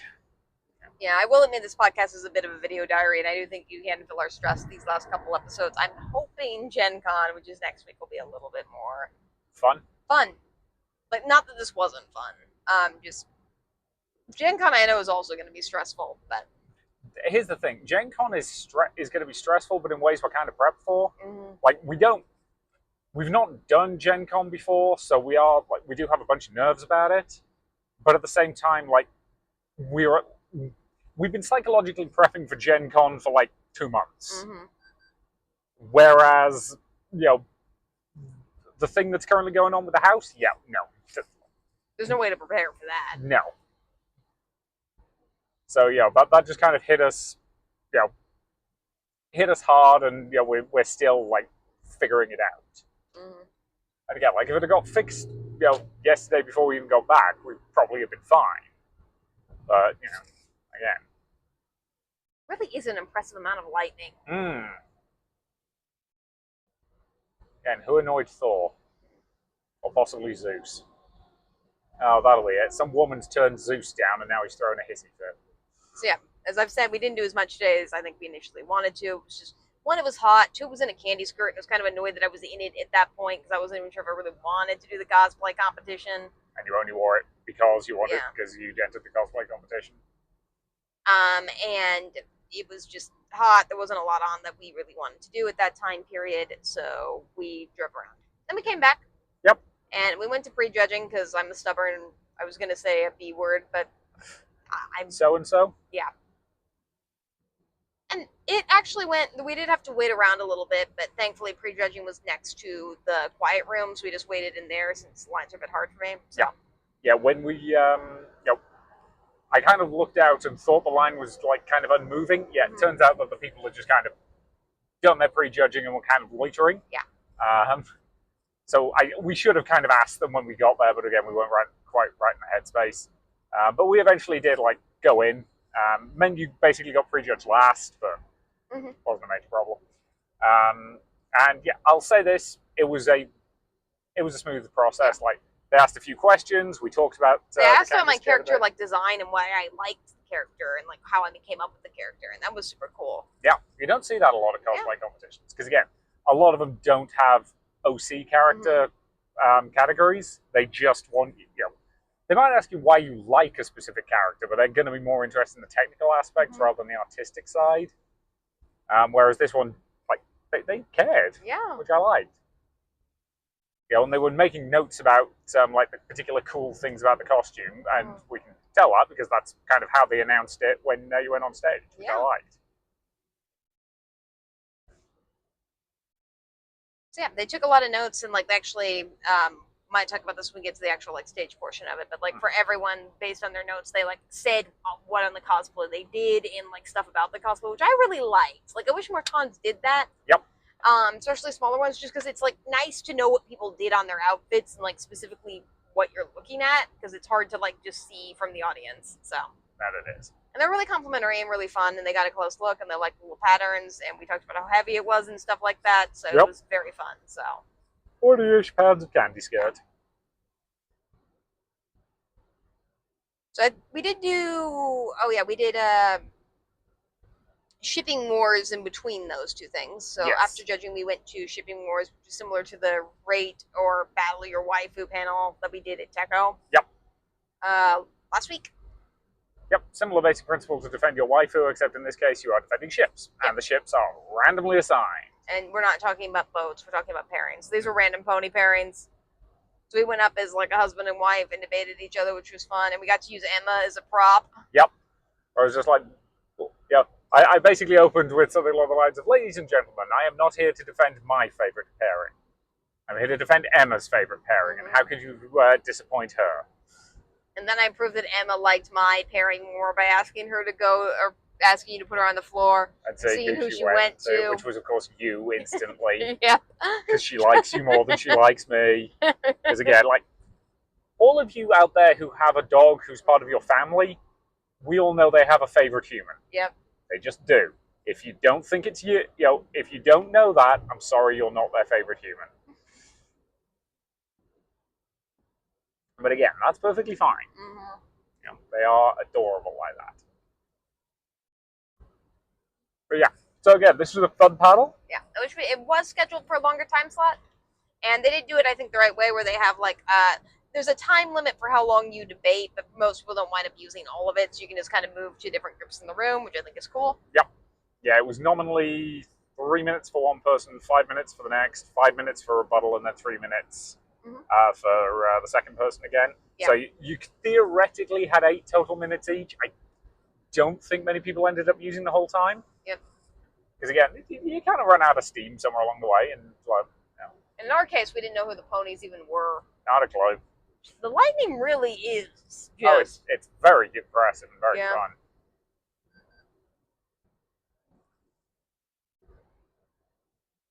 And again, like, we can't hear it, which implies that it's a ways away, but it is pretty. But yeah, so again, good panel.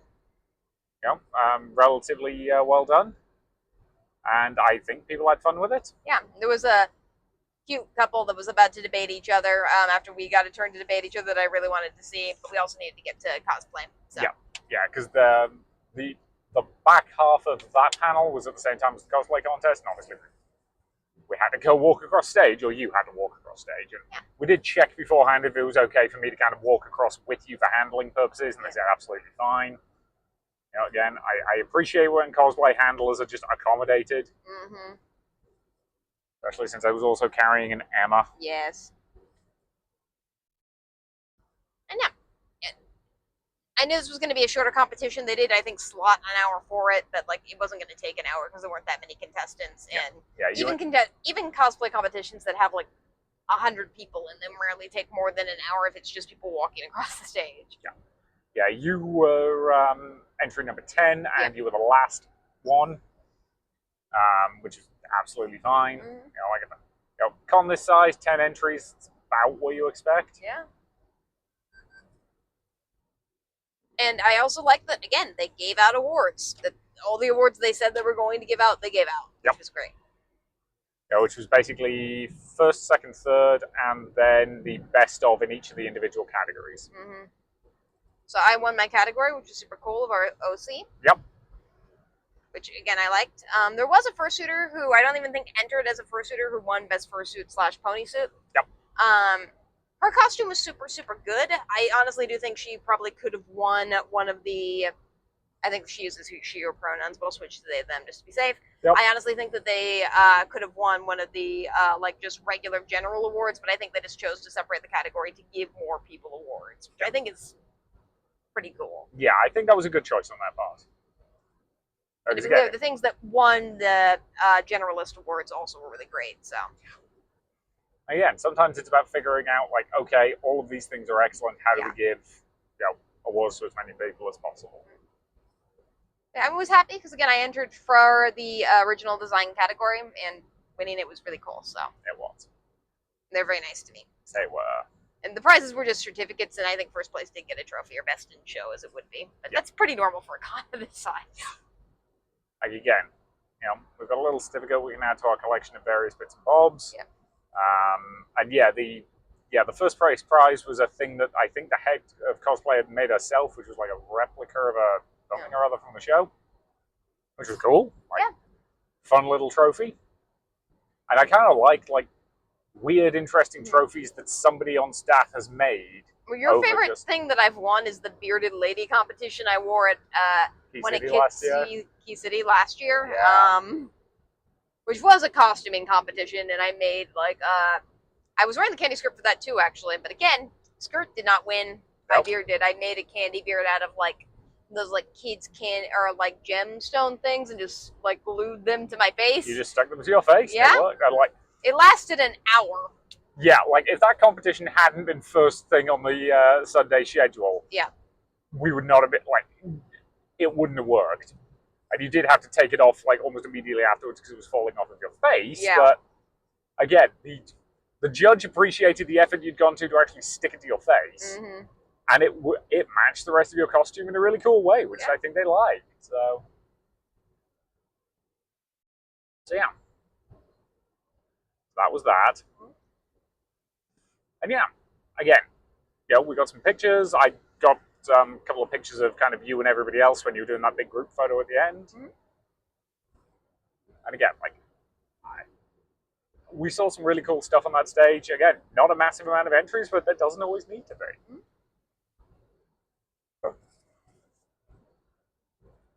Mm-hmm. Again, this is largely what I prefer cosplay competitions to be, if they have. The drum that we keep beating, that at this point is probably more of a dead horse. Yep. Sorry, pony fans. Is just very much, we don't feel like cosplay needs to be a competition. We'd rather it just be cool art that you see. This was closer to that. I do low stakes competition like this. But a lot of people got awards. I don't think I would have been really that upset if I didn't get an award. So I was proud to, but the comments and people being impressed with the outfit were the real reward. Yeah. The real reward was the friends we made along the way. You and I still think that's how One Piece is going to end, and the creator's going to get murdered as a result. I think he's just hoping he dies before he has to end the series. That's what George R. R. Martin does. Yeah, this is true. So yes, again, as cosplay competitions go, perfectly fine, perfectly functional. Mm-hmm. We had fun, and thank you for making it a relatively stress-free process. Like, Yep. I'm going to be honest, if it had been a like super stressful process where you were like examining in really close detail and being like super nitpicky and being like, yo, did you sew this thing yourself?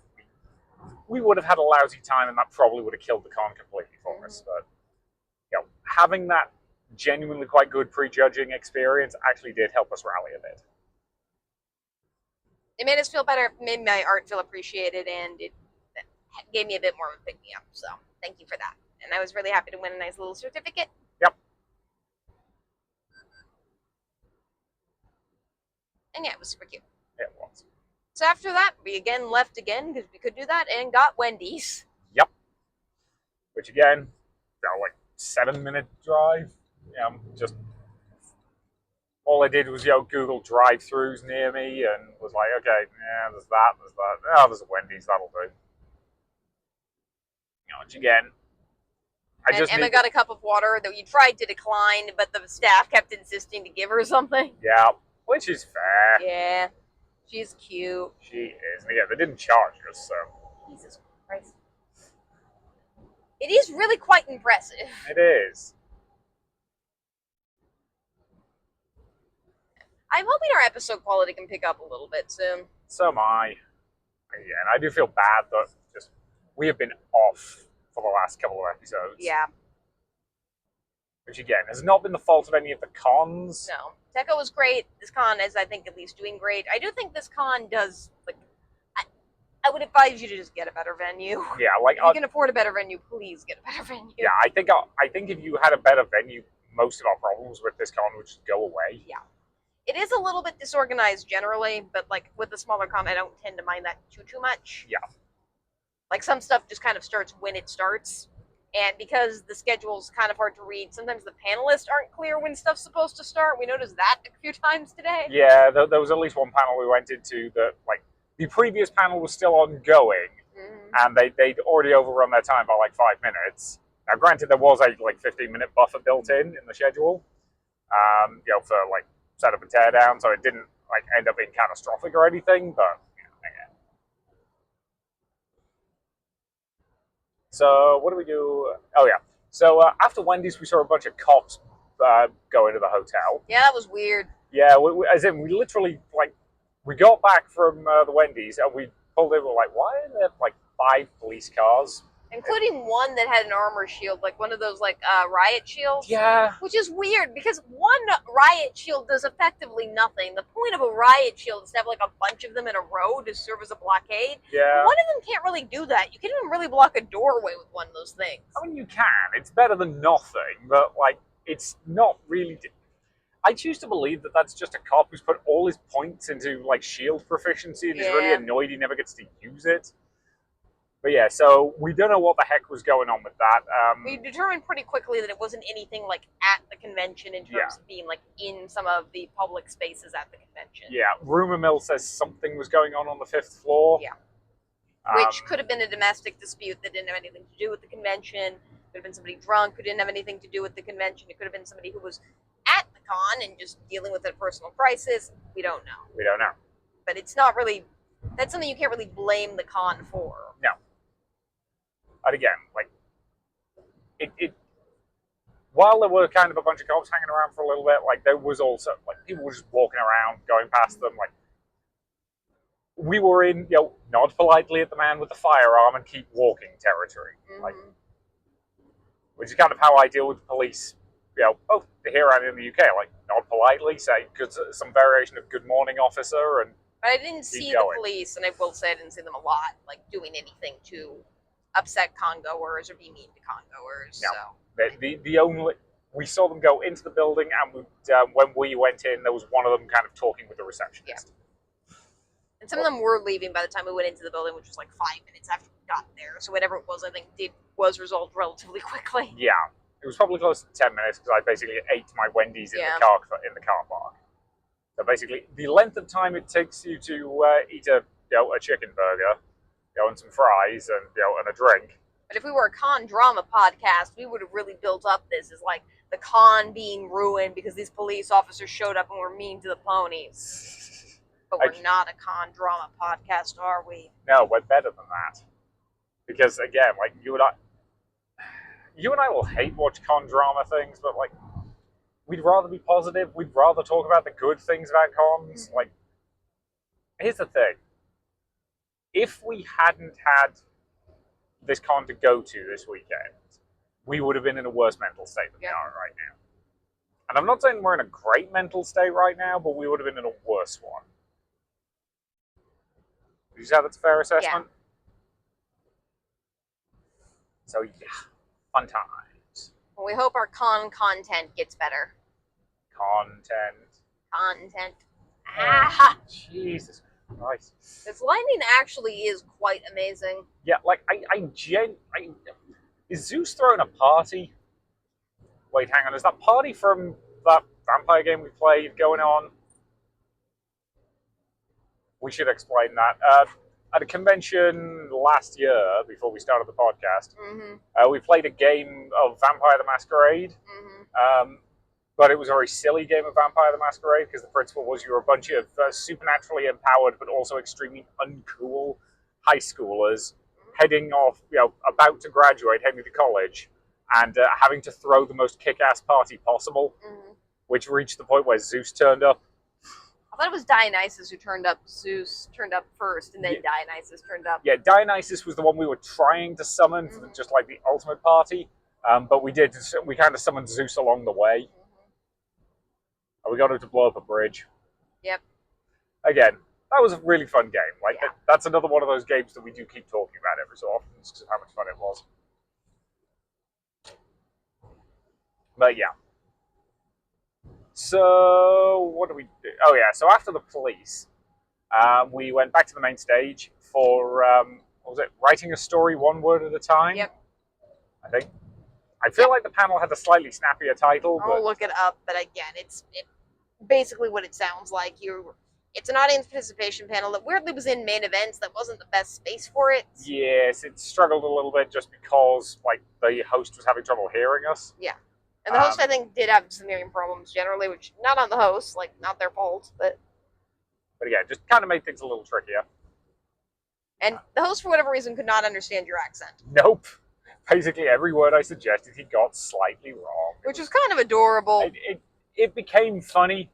Like, the first time I was mildly irritated by it, and by the time we were at, like, the fourth or fifth time it happened, it was like, okay, how wrong's he going to get it this time? This will be fun. It was cute. It was. Do we need to stop because of the rain? No. Okay. You always ask this question, the audio quality is always fine. I mean, I don't listen to this. You should definitely email and tell them the audio quality is not fine so I can be right. Again, remember, if you're interested in reaching out to us, concouplepodcast@gmail.com is how you get in touch with us. Ah! Yep. Or lightning. Lightning thief. Thunderbolt and lightning. Very, very frightening. Anyway. This podcast is not copyrighted. No. Ah, you're allowed to sing like 2 bars of a popular song. So, but yeah, this panel was a lot of fun. As I say, I don't think main events was the best place for it. Not because it wasn't like popular enough to be there. It probably had about the same kind of turnout that most of the other things on main events have had. It's just like it was tricky for the host to hear us, even with them bringing a microphone around. Well, like it does have that problem that I think we have been noticing is the panel rooms at this con are very, very small. So a decent chunk of people are just standing in the back of the rooms at the panel rooms because they can, I think, like, the total number of seats is like 20 per panel room at most, which is not a lot. It's closer to 40, but yes, you are right, it's not a lot. Well, it's like, each chair has, like, so there's like 4 rows of chairs, and each row holds 8 people if you count both sides, because it's 4 and 4, so. I thought it was about 5 rows. Maybe you're right. Yeah. Put it this way. We're probably talking somewhere between 30 and an absolute most 50 chairs in any given panel room, which is not a lot. Now and again, depends on the size of the con, etc., etc., etc. But like, I don't think this hotel was a good pick, and I'm sorry we keep harping on about that. I understand there were probably a lot of reasons why this hotel was picked, but but yeah, so Downsides of being in main events are that you're dealing with a lot of noise bleed and it's hard to hear people. And the downsides of being in the panel rooms is there's typically not enough space. So. Yeah. But yeah, so this panel was honestly a lot of fun. Mm-hmm. It was a very silly panel. It went off the rails almost immediately when people realized it was funnier to try to make the host spell stuff than it was to actually make a story that made sense. Yeah, which meant the story we wrote was mostly gibberish. Yeah. It got more and more gibberish as it went on. Shout out to that one guy who was sitting behind us, though, who kept using was, the, a. Like, every single time it went to him, he just said, like, a small, like, helping word the entire time. Go you. Go you for never getting off the plot and trying to get this to work. I tried to do that for the first couple rounds, and I quickly gave up, but you committed to that bit. Go you. Yeah. Like, again, you might want... Honestly, our only real suggestion for this panel is you might want to consider just having one person in the audience who, like, is a plant, who you can basically go to anytime you need a connecting word and isn't going to, like... Yeah, they did use some of... The person who had the microphone occasionally did that, mostly to put in periods. Yeah, because otherwise it was just a horrible run-on sentence. Yeah. Like, grammatically speaking, what we produced was awful. Yep. I mean, I said 69 exclamation points at one point. You did. He did not put exactly 69, but he did put a lot. Yep. So yeah, this is stories, period, one, period, word, period, at, period, a, time. Time does not have a period. Restful Vacation Edition. So we also decided on a plot. The plot was largely irrelevant. Because the story was mostly gibberish? Yeah. But again, it was fun.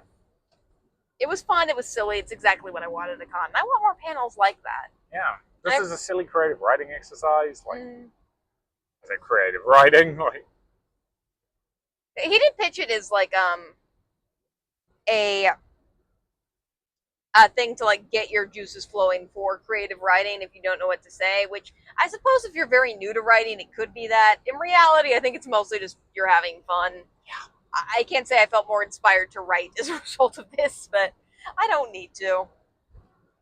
Again, you and I like writing generally. Yeah. And I did set you up for one of the best jokes. You did. Which was, I said, unfortunately. Which I followed up with rarity.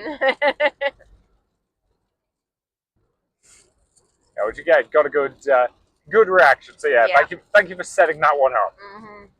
Because we're sitting next to each other, so you can play off each other a bit. Yeah. So after that, we walked around for a bit and did our last thing for the day. Yep. Which was a roasting your OC panel. Yep. Which I loved. Yeah, that was great.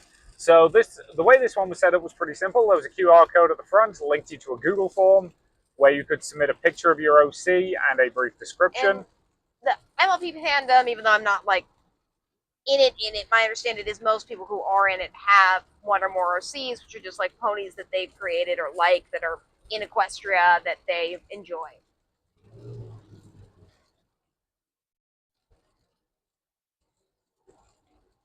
So pretty much everyone has an OC, and roasting your panels is what it sounds like. You submit a picture of your OC. Do you need to stop recording? No. Okay. And then the hosts proceed to take the mick out of them in ways that are hopefully entertaining for the crowd, while also like not being offensive to the person. Like no one's saying anything mean about the characters. It's just like some of the characters are clearly emo. And keep in mind, this is like voluntary. People sign up to have their OCs roasted. Yeah. There was technically an option to have somebody simp your OC, but like I don't think they were paying that close attention. No, I don't even know if anyone actually clicked that besides us because we submitted our dog. And I'm like, they're not going to be able to roast our dog, and I was correct. They were not able to roast our dog. Yeah, we just posted the picture of Emma where she's stood atop the No Dogs Allowed sign. And then later on in the panel, when they were running out of material, I just posted a picture of an actual horse. Yeah. Which, yeah, was a horse that Emma met in the UK. Yeah. The one with the sign on it saying, "Beware of the bull." Yeah. Which I think both of those got a laugh, so. They did.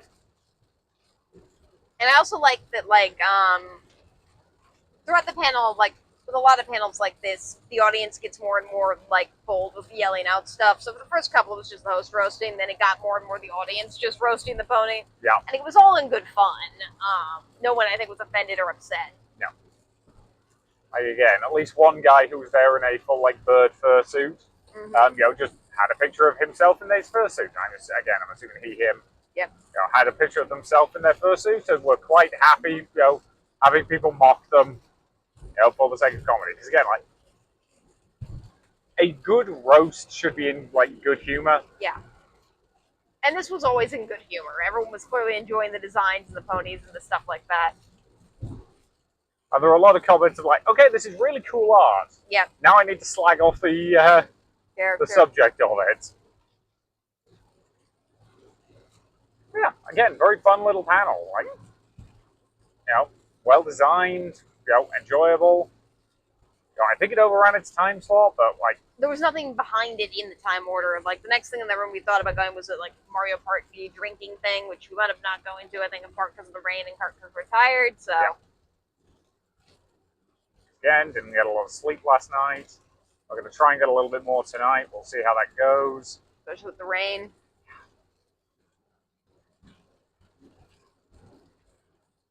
Alright, so we should probably end here because that's our summary of our day. So we'll finish up tomorrow with the last few things we did and our final thoughts. Yep. So thank you very much for listening, and we'll see you in the next part. Our power will still not be on then. Nope. Bye. Bye. And we are back. We're back. So we are currently heading home after day 3 of Trotcon. It's just shy of 4 in the afternoon, so there's still some stuff going on at the convention. We didn't stay right until the end on this one for reasons we will talk about briefly at the end. Really?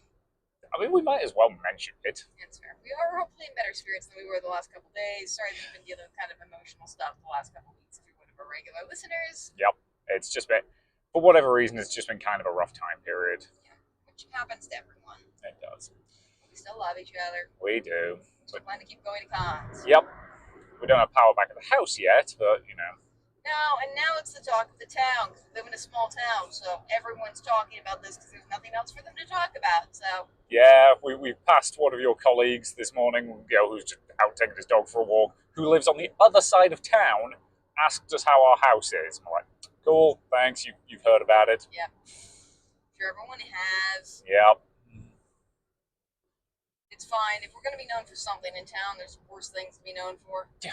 Like again, not that kid who keeps egging people's houses. You mean the one who everybody was like, okay, it's obviously this kid. We know it's this kid, and then everybody was judging him for using eggs rather than like something cheaper. Yeah, he's the one who took a baseball bat to all the signs in town one time too. Yeah. I don't know why he keeps doing it because everyone knows it's him. Again, teenage rebellion is a very stupid thing sometimes. I can tell his parents are actually quite nice people. Mm-hmm. Like I know you can't always tell like behind the scenes how people are, and it's possible like maybe they're actually horrible to him in private, but it doesn't seem like that's the case here. Again, teenage rebellion. Sometimes it makes sense, sometimes it's just real dumb. But anyway, we are not the Teenage Rebellion podcast. So, yeah. So, again, got up this morning, got on the road. We kept the costumes relatively simple today. I'm just dressed up as a normal human civilian. I was dressed up as Rarity because I knew we needed to do a clothing change to end up with this afternoon. So. Yes. We didn't do all that much today. Some pretty basic stuff. We played some games in the games realm with Cranberry Vine. That's their Pony Sona. I'm not really sure what to call it name. I think Pony Sona is probably about as close as you're going to get. Yeah, so I feel comfortable saying that because it's obviously not that person's actual name unless they literally changed it, which if they did, good on you. Yep. But yeah, they were the same person who was running the games we did on Friday. Yeah. So we did kind of, again, it's similar to Heads Up, which we play. We try to guess like celebrities and things, like a group of people. We dominated the first round as a married couple, so... So we deliberately kind of split the teams. Yeah, we're pretty quick. Like, let's maybe split up to these other people who are not quite as good at this as we are. Yeah, which again is mostly just we know each other and we know exactly what each other knows, so we could pick good categories and that kind of stuff. Yeah, but again, we had fun. Yeah, and after that, by the same person, we played Just One. Yep. Which, if you've not played it, Just One is a game in which one person basically is trying to guess a word, The specific way it does it is you get a card with 5 options on it. You put it so you can't see it, and then you pick a number from 1 to 5, and the rest of the table sees the word, and they have to give you clues that will get you to that one word. The trick is that those clues have to only be one word themselves, and everybody around the table writes their word down. The person who is guessing has to cover their eyes. Everybody reveals the word they've written, and if any of those words are the same, then they get pulled out, and the person guessing isn't allowed to see them. Yeah, I was real proud of when we were playing this game with some friends in New Concord. The word was triangle, and the clues were isosceles, Bermuda, and love. Yep. All 3 very different takes on the word triangle. But I got there basically instantly as a result.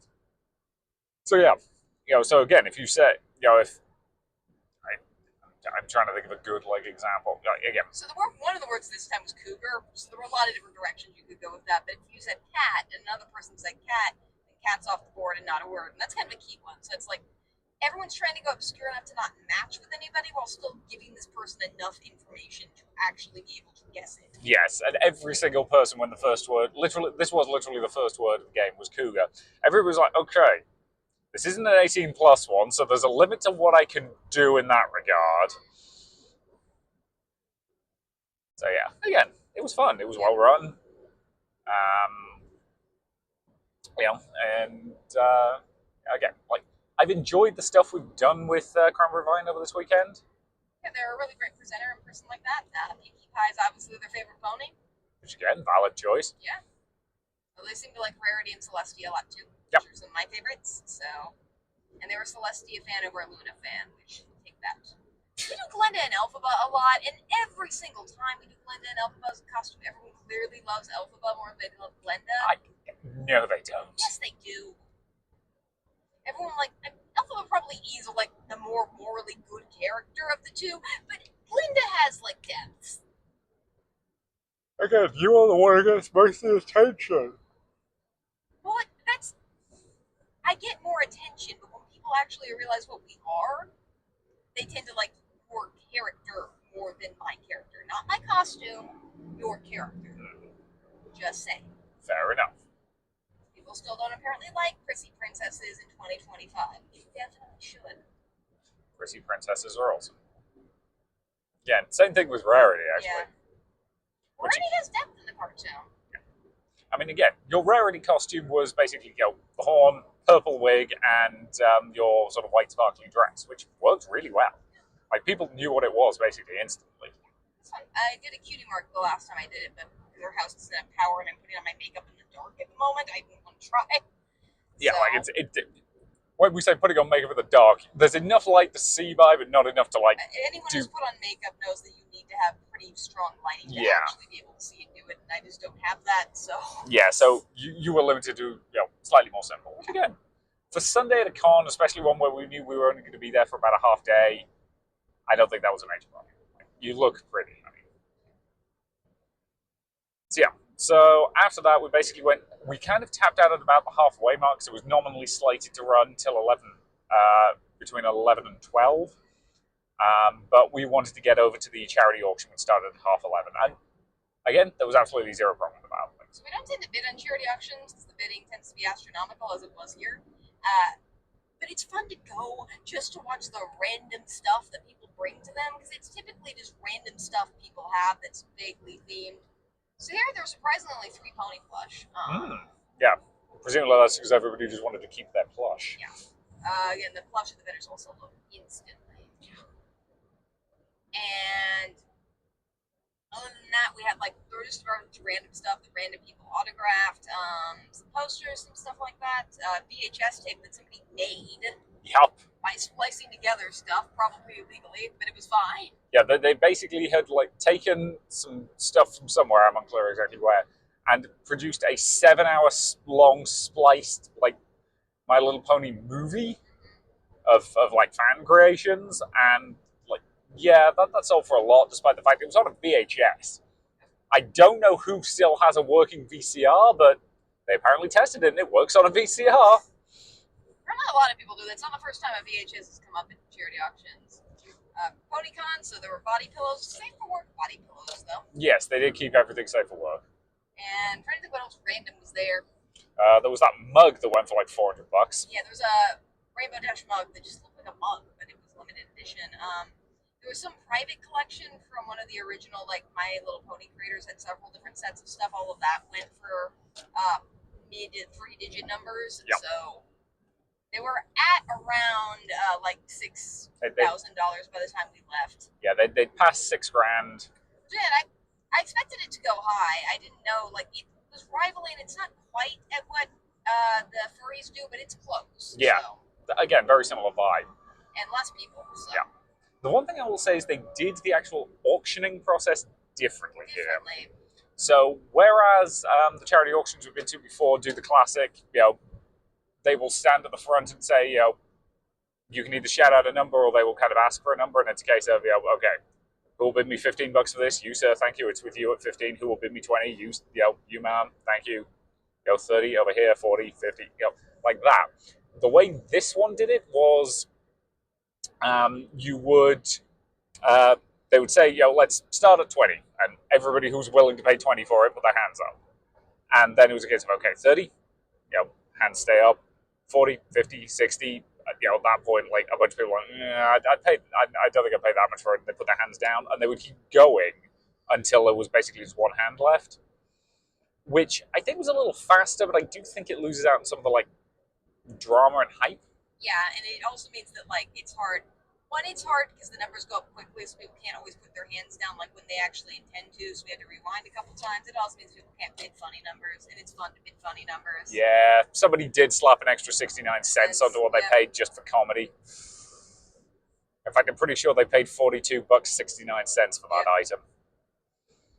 Again, it does remind me of the quote from one previous con where they were commenting on the fact that they had to explain to their accountant so he could explain to the US government why so many of the items in their charity auction kept selling for either $420 or $69. And the answer was because furries think it's funny. Those are comedy numbers. But yeah. So again, perfectly functional auction. They had some fun stuff. They had some silly stuff. It was a little bit slow-paced for me at parts, just because the person who was also, I think you mentioned this, like, was auctioning stuff off, was also putting bids into the spreadsheet just so they could keep track, which meant that you had to stop. It would have been useful if they had. So they didn't have a bunch of volunteers around. It would have been useful if they just had a separate volunteer who was just manning the spreadsheet list. Yeah, I think part of the issue with that is they were doing everything in weird orders. Yeah. Insofar as, like, everything that was being auctioned had a lot number, which was probably the order they were donated in. They were not going in lot order to actually auction them. So what I would probably have done personally, which again, whether or not they had time for this, I doubt, is just like come up with an order that like gives you some peaks and troughs of like things that you think are going to make money, things that you think are probably going to make a little less money, and then put them in that order. Because that would just make life a little easier for whoever is manning the spreadsheet. Yeah, I would agree with that. And it's always action-packed, though, and it's still a lot of fun. I love charity auctions. And occasionally we do buy stuff. We did buy your cock, which is a rooster, at an auction. Yes, we did buy my my large rooster. And we paid $70 for that. The jokes we made about it have made it more than worth that. Honestly, it's one of the best purchases we've ever made. Yeah. Like again, as we mentioned, we really like taking that that cockerel with us to the masturbation panel. Yes. Because the sheer number of jokes you can get out of that is just, it's great. Yes. It has met other forms of birds there that would also be called similar things. Yes, like the peacock that was there. The peacock that was there. Yep, they made friends. Yes. The audience was amused. Yes.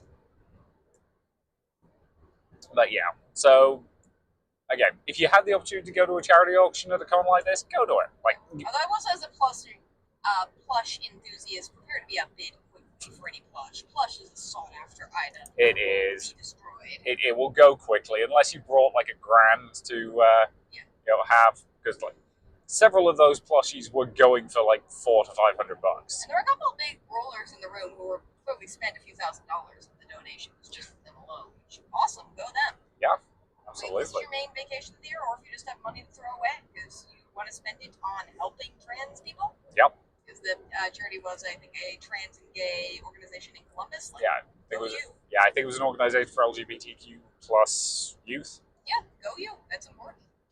Yeah, correct. All right. Yeah, it's got something on my shoe. You can get it off later. Yeah, yeah, that's easy enough. But yeah, That was kind of the last thing we did because we briefly toured the vendors hall again. yep. And again, the vendors hall has like, it's got a good energy. It's very pony focused. It's very pony focused, but like I think there are artisanal vendors there who work a lot in ponies and make a lot from that organization.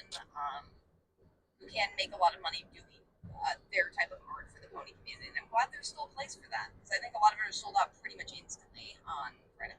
Yeah. Which was still, I want to point out, Friday 10 a.m. was the most crowded it was the entire weekend. Yeah, that was still weird. Like we did not stay for closing, so it's possible it was that crowded again in closing. But for the most part, this seems to be a con where people kind of just hang out with their friends in their hotel rooms. Which valid. Yeah. My Little Pony community is not as big as it once was. We did hear a lot of people this weekend bemoaning still the loss of Trotcon, which I think ended around 2018, 2019. With the ending of MLP Generation 4, which was the generation that took off on 4chan and Reddit and all those other forums. Yeah, that was Friendship is Magic, wasn't it? Yeah. Now there's a 5th generation that I don't think people like quite as much. And I'm sure it's still good and still good for people in it. So, and I'm glad that there's still some diehard fans who legitimately like My Little Pony. And that's awesome. I would agree. So yeah, do we want to talk briefly about why we left when we did? Yes. So the reason we left when we did was we had an appointment at 2 o'clock this afternoon. We're contemplating We're about to become parents. Yes, we are contemplating becoming parents. Of bunnies. Rabbit parents. Yes. So we had an appointment at 2 o'clock this afternoon to go to a bunny rescue sanctuary and just kind of talk about the process, talk about like what they would need and what it would look like and all that kind of jazz. So we're at least a month away from actually being ready to begin any formal process, but it was nice to be able to just go in and talk to people. It's a very nice organization. We're not a rescue review podcast either. Yeah, so we're not going to talk in any great detail, but again, it also helped that they were like 15 minutes away from the convention. Which is why we timed it the way we did. Yeah. So we could have gone back to the convention center because I think closing's still not technically until like right now. Yeah, the closing day is at 4. We're tired. Gen Con is in 2 days. Technically 3 days. Technically. And our power's still out, and we need to exercise our dog. Yeah. We're hoping that the weather lasts long enough to be able to let us do that. Yes. So this was our first MLP convention. It is something that, is definitely past its heyday, pun intended. Mm-hmm. But it was a very interesting and fun experience. It was. Like, again, always love to see the passion of people at something like this. Like, you don't go to a pony con, I was going to say just because you want to go to a random con, but hey, we did. But, like, most of the people there are serious, die-hard MLP fans, and I can respect that. Like, there's plenty of stuff I am a serious, die-hard fan of. Like Die Hard? Yeah, Die Hard's based. Well, okay. Die Hard is one pretty good movie. Die Hard's one pretty good movie that sparked a really annoying internet debate about Christmas films. Yeah. People who feel the need to be annoying about what their favorite Christmas movie is. Yeah, you don't even need to have a favorite Christmas movie. It's Muppets Christmas Carol. I know yours is. Yeah, for the record, Die Hard is not a Christmas movie. It's just a movie that happens to take place at Christmas. There's a difference. We're not doing this. We We need to spark the algorithm. So let's talk about stuff we didn't Please do at the email us con. your opinions on Die Hard, though. So, stuff we didn't do? Yep. So there were some guests here. I will admit to somebody who's not really into the pony fanning. I have no idea who any of these people are, but they seem cool. So MG Barrow, Natalie Haynes are 2 that I see listed.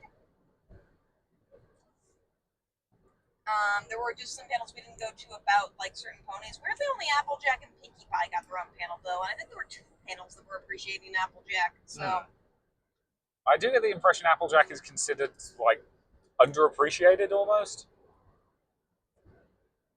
There was some plus 18 stuff we didn't really do. Some sketchbook panels.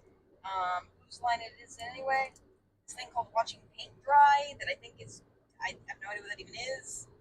Not a clue. I did see somebody with a I successfully completed the paint drying challenge or I whatever think you it is. just sit there in a room and watch paint dry while drinking.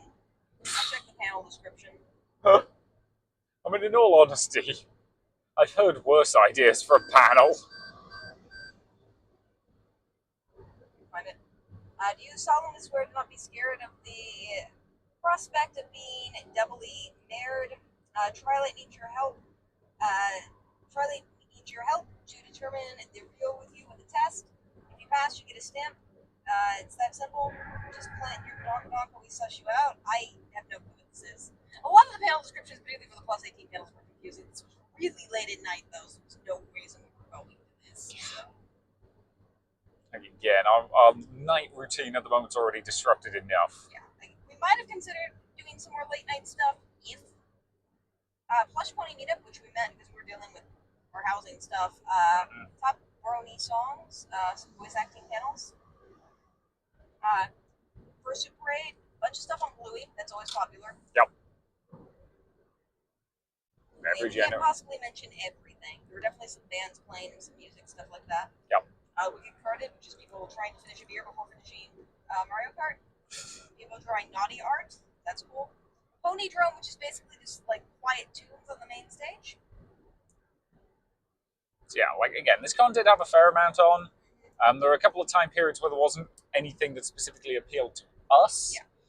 But again, like when we're not in particularly like you like MLP fine, I like MLP fine. Yeah, but so the fact that this con didn't cater to our specific needs is not a problem of the con. No, it's not at all. I think you could have had a lot of fun here. Yeah. We did have fun. We did. Like I still reiterate they need a better space next year because that hotel is not good for a convention. Like it just about managed it, but yeah. And the one thing I do want to talk about is like, so one of the things I did do today is run to the bathroom, which means it's actually the first time I've been using those. I've used the bathrooms at that place. They're not as bad as you think they are. Like that's average for a gents. Okay. This is not. Oh my god. So one, men tend to need because of how people who have penises go to the bathroom. They need less lockable stalls than people who don't have penises when they go to the bathroom. Mm-hmm. So that, and it was something you noticed because you actually do use a stall. Because I would say just normal because it's always, I can't believe we're doing this. I find it weird how penis presenting people are capable of just peeing in front of each other. Like, I'm why? not. I don't do that. I know, like I think that's actually the normal attitude to have. Yep. It's kind of weird.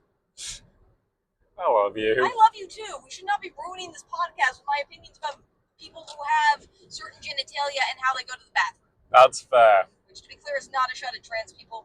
Use the bathroom that you feel is representative of your gender identity. Yes, absolutely. And if there's no bathroom that's representative of your gender identity, we need to work to have more gender-inclusive restrooms. Yes, these were at least all gender, gender-neutral bathrooms. I mentioned that a little bit yesterday. Yeah. But yeah, so again, just just my 2 cents there. Like the bathrooms were aggressively mid. Like, my bathroom experience was worse than that. Yeah. But that might be the difference between stereotypically male and stereotypically female restrooms. Yeah. But yeah. So, do we want to talk top con moments? Yes. So, whose turn is it to start? I think it is your turn to go first. Okay. I actually thought the cosplay contest was pretty well run, and I'm not going to take like Megan even for it, but the person who won like best in show or just top of the people who were in the general category was the sweetest human being ever, and she posted this sweet message in the Discord about it, and she was clearly preparing for this for weeks and like built her first lookbook, and this was her first cosplay. It was, oh my god, it was so adorable. It was. And she had her partner or friend, I'm not going to judge, with her, who she called her Mule, which is what I also call you sometimes. But he seemed to like being called a mule, unlike you. I mean, I will just make nay jokes at you. Or I'll threaten to buck. But, I mean, certain contexts are like that. yeah, this is true. So, yeah. Again. It was cute, it was fun, and I don't like being the type of person who only likes cosplay competitions where I place, but I do really think that, like, it was cute for what it was about what it needed to be, and that person winning, it was just really cute. Yeah, I would agree. Your turn.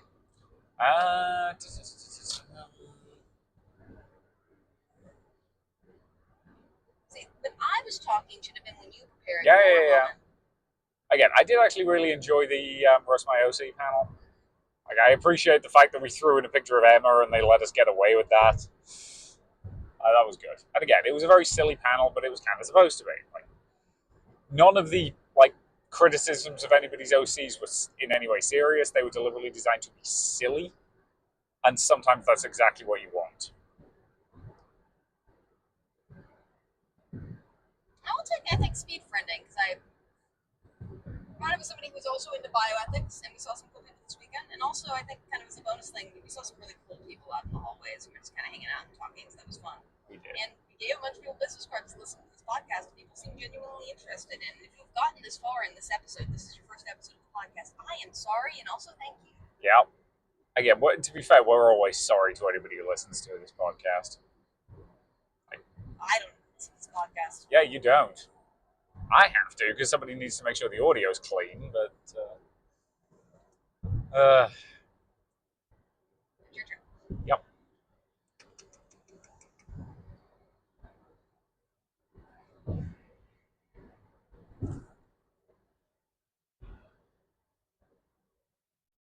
Honestly, I actually quite enjoyed the raccoon trash talking game. Take that one. Aha! Which again, the game itself was basically fine, but it was just a really nice table to play with, right down to the fact that people kept acting like the raccoon. Yeah, that was super cute, and they were super understanding of the fact that we got news about the fact that our, Yep. We got tree fell on our house. Again, the tree did not in fact hit the house. It just hit the area next to the house where the power line came in. So yeah. But again, hopefully that's in progress. The landlords have apparently contacted somebody to actually come and deal with the fallen tree. So hopefully we can get power back soon. I'll take the charity auction for my last moment. It's always heartwarming to see how much people are willing to spend and how much fun it is. That is fair. What about you?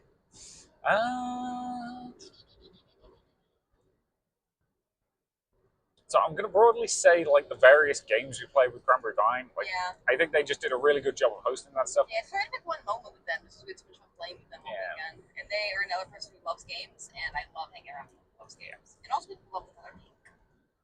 Again, my only real criticism is I think they needed to be in a slightly bigger space. Yeah. Just so that especially for Wheel of Fortune, it feels like a lot of people wanted to play that. That does sort of kind of work, but it'd be nice to just have an audience because it's also fun to watch if you don't feel like playing. Yeah, I would agree. So yeah, again. The thing is, the room itself, for the most part, had no one else in it for most of that. You could have set it up like a panel room. It wasn't that big, but it would have worked like one. Yeah, I think they did have a couple of people come in at various points, but it was pretty light. It was some people wanted to play Magic at one point, which fair. Not my particular money sink, but I will also say that air conditioning stuff was better today. I don't know if that's just because it was less hot. It might have just been because it was less hot. That's distinctly possible. It's only 75 now, and it's 4 o'clock in the afternoon. So I think that just leaves when we come back to the sun. Yeah. I would put it on the maybe list. It's in Columbus, which is a big plus for it. So it's not like we need to get an Airbnb or anything. Mostly, it comes down to the venue. Yeah. I'm not convinced if it was at the Wyndham again next year, we would want to come back. At the very least, we would not want to come back unless they updated it somewhat to fix the air conditioning. It's July. It's just this is not feasible. Yeah. It's not safe for a lot of people in fursuits or disabilities. They did have a headless lounge. I think we mentioned that. So shout out to that. But it's just, and again, I get that particular issue is not the con's fault.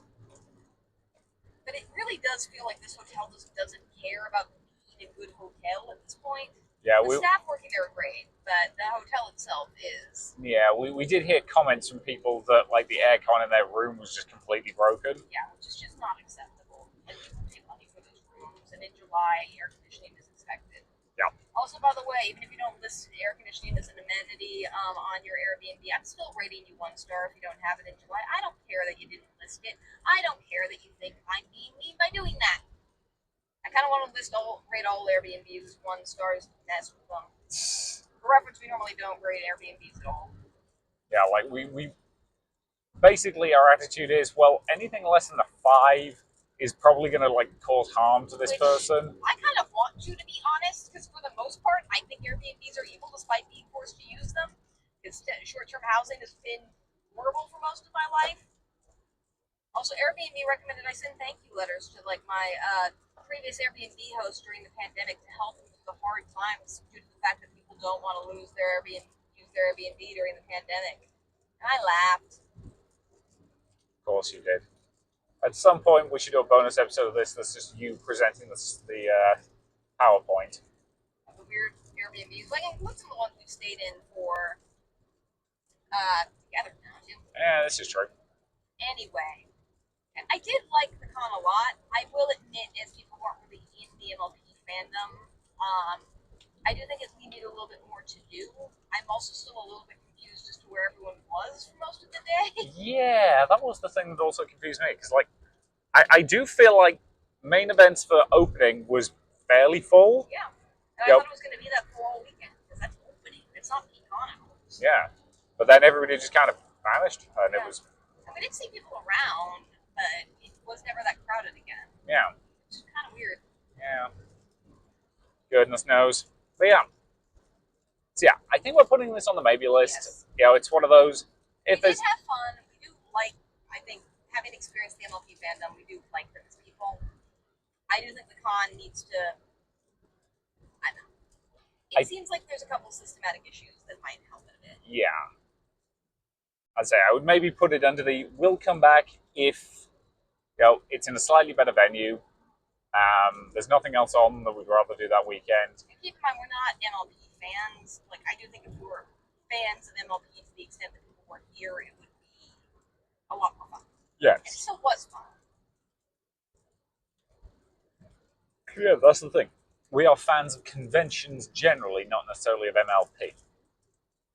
And we have gone to cons on the maybe list before who have been fantastic the year after we went back to the second time. Yeah. Now again, it's not anything particularly wrong this con did. It's mostly the venue. Yeah. And just the fact that, again, because we aren't specific MLP fans, there were certain panels we just did not want to go to. And again, that's not really on the con. Like, I'm sure those panels, did perfectly fine numbers. And it is cool to have something that specifically you can have fans of in this day and age when fandoms are so diverse and no one's seen everything. It's interesting at just a generic anime con or something like that, and we've talked about this problem before, no one's seen the same anime.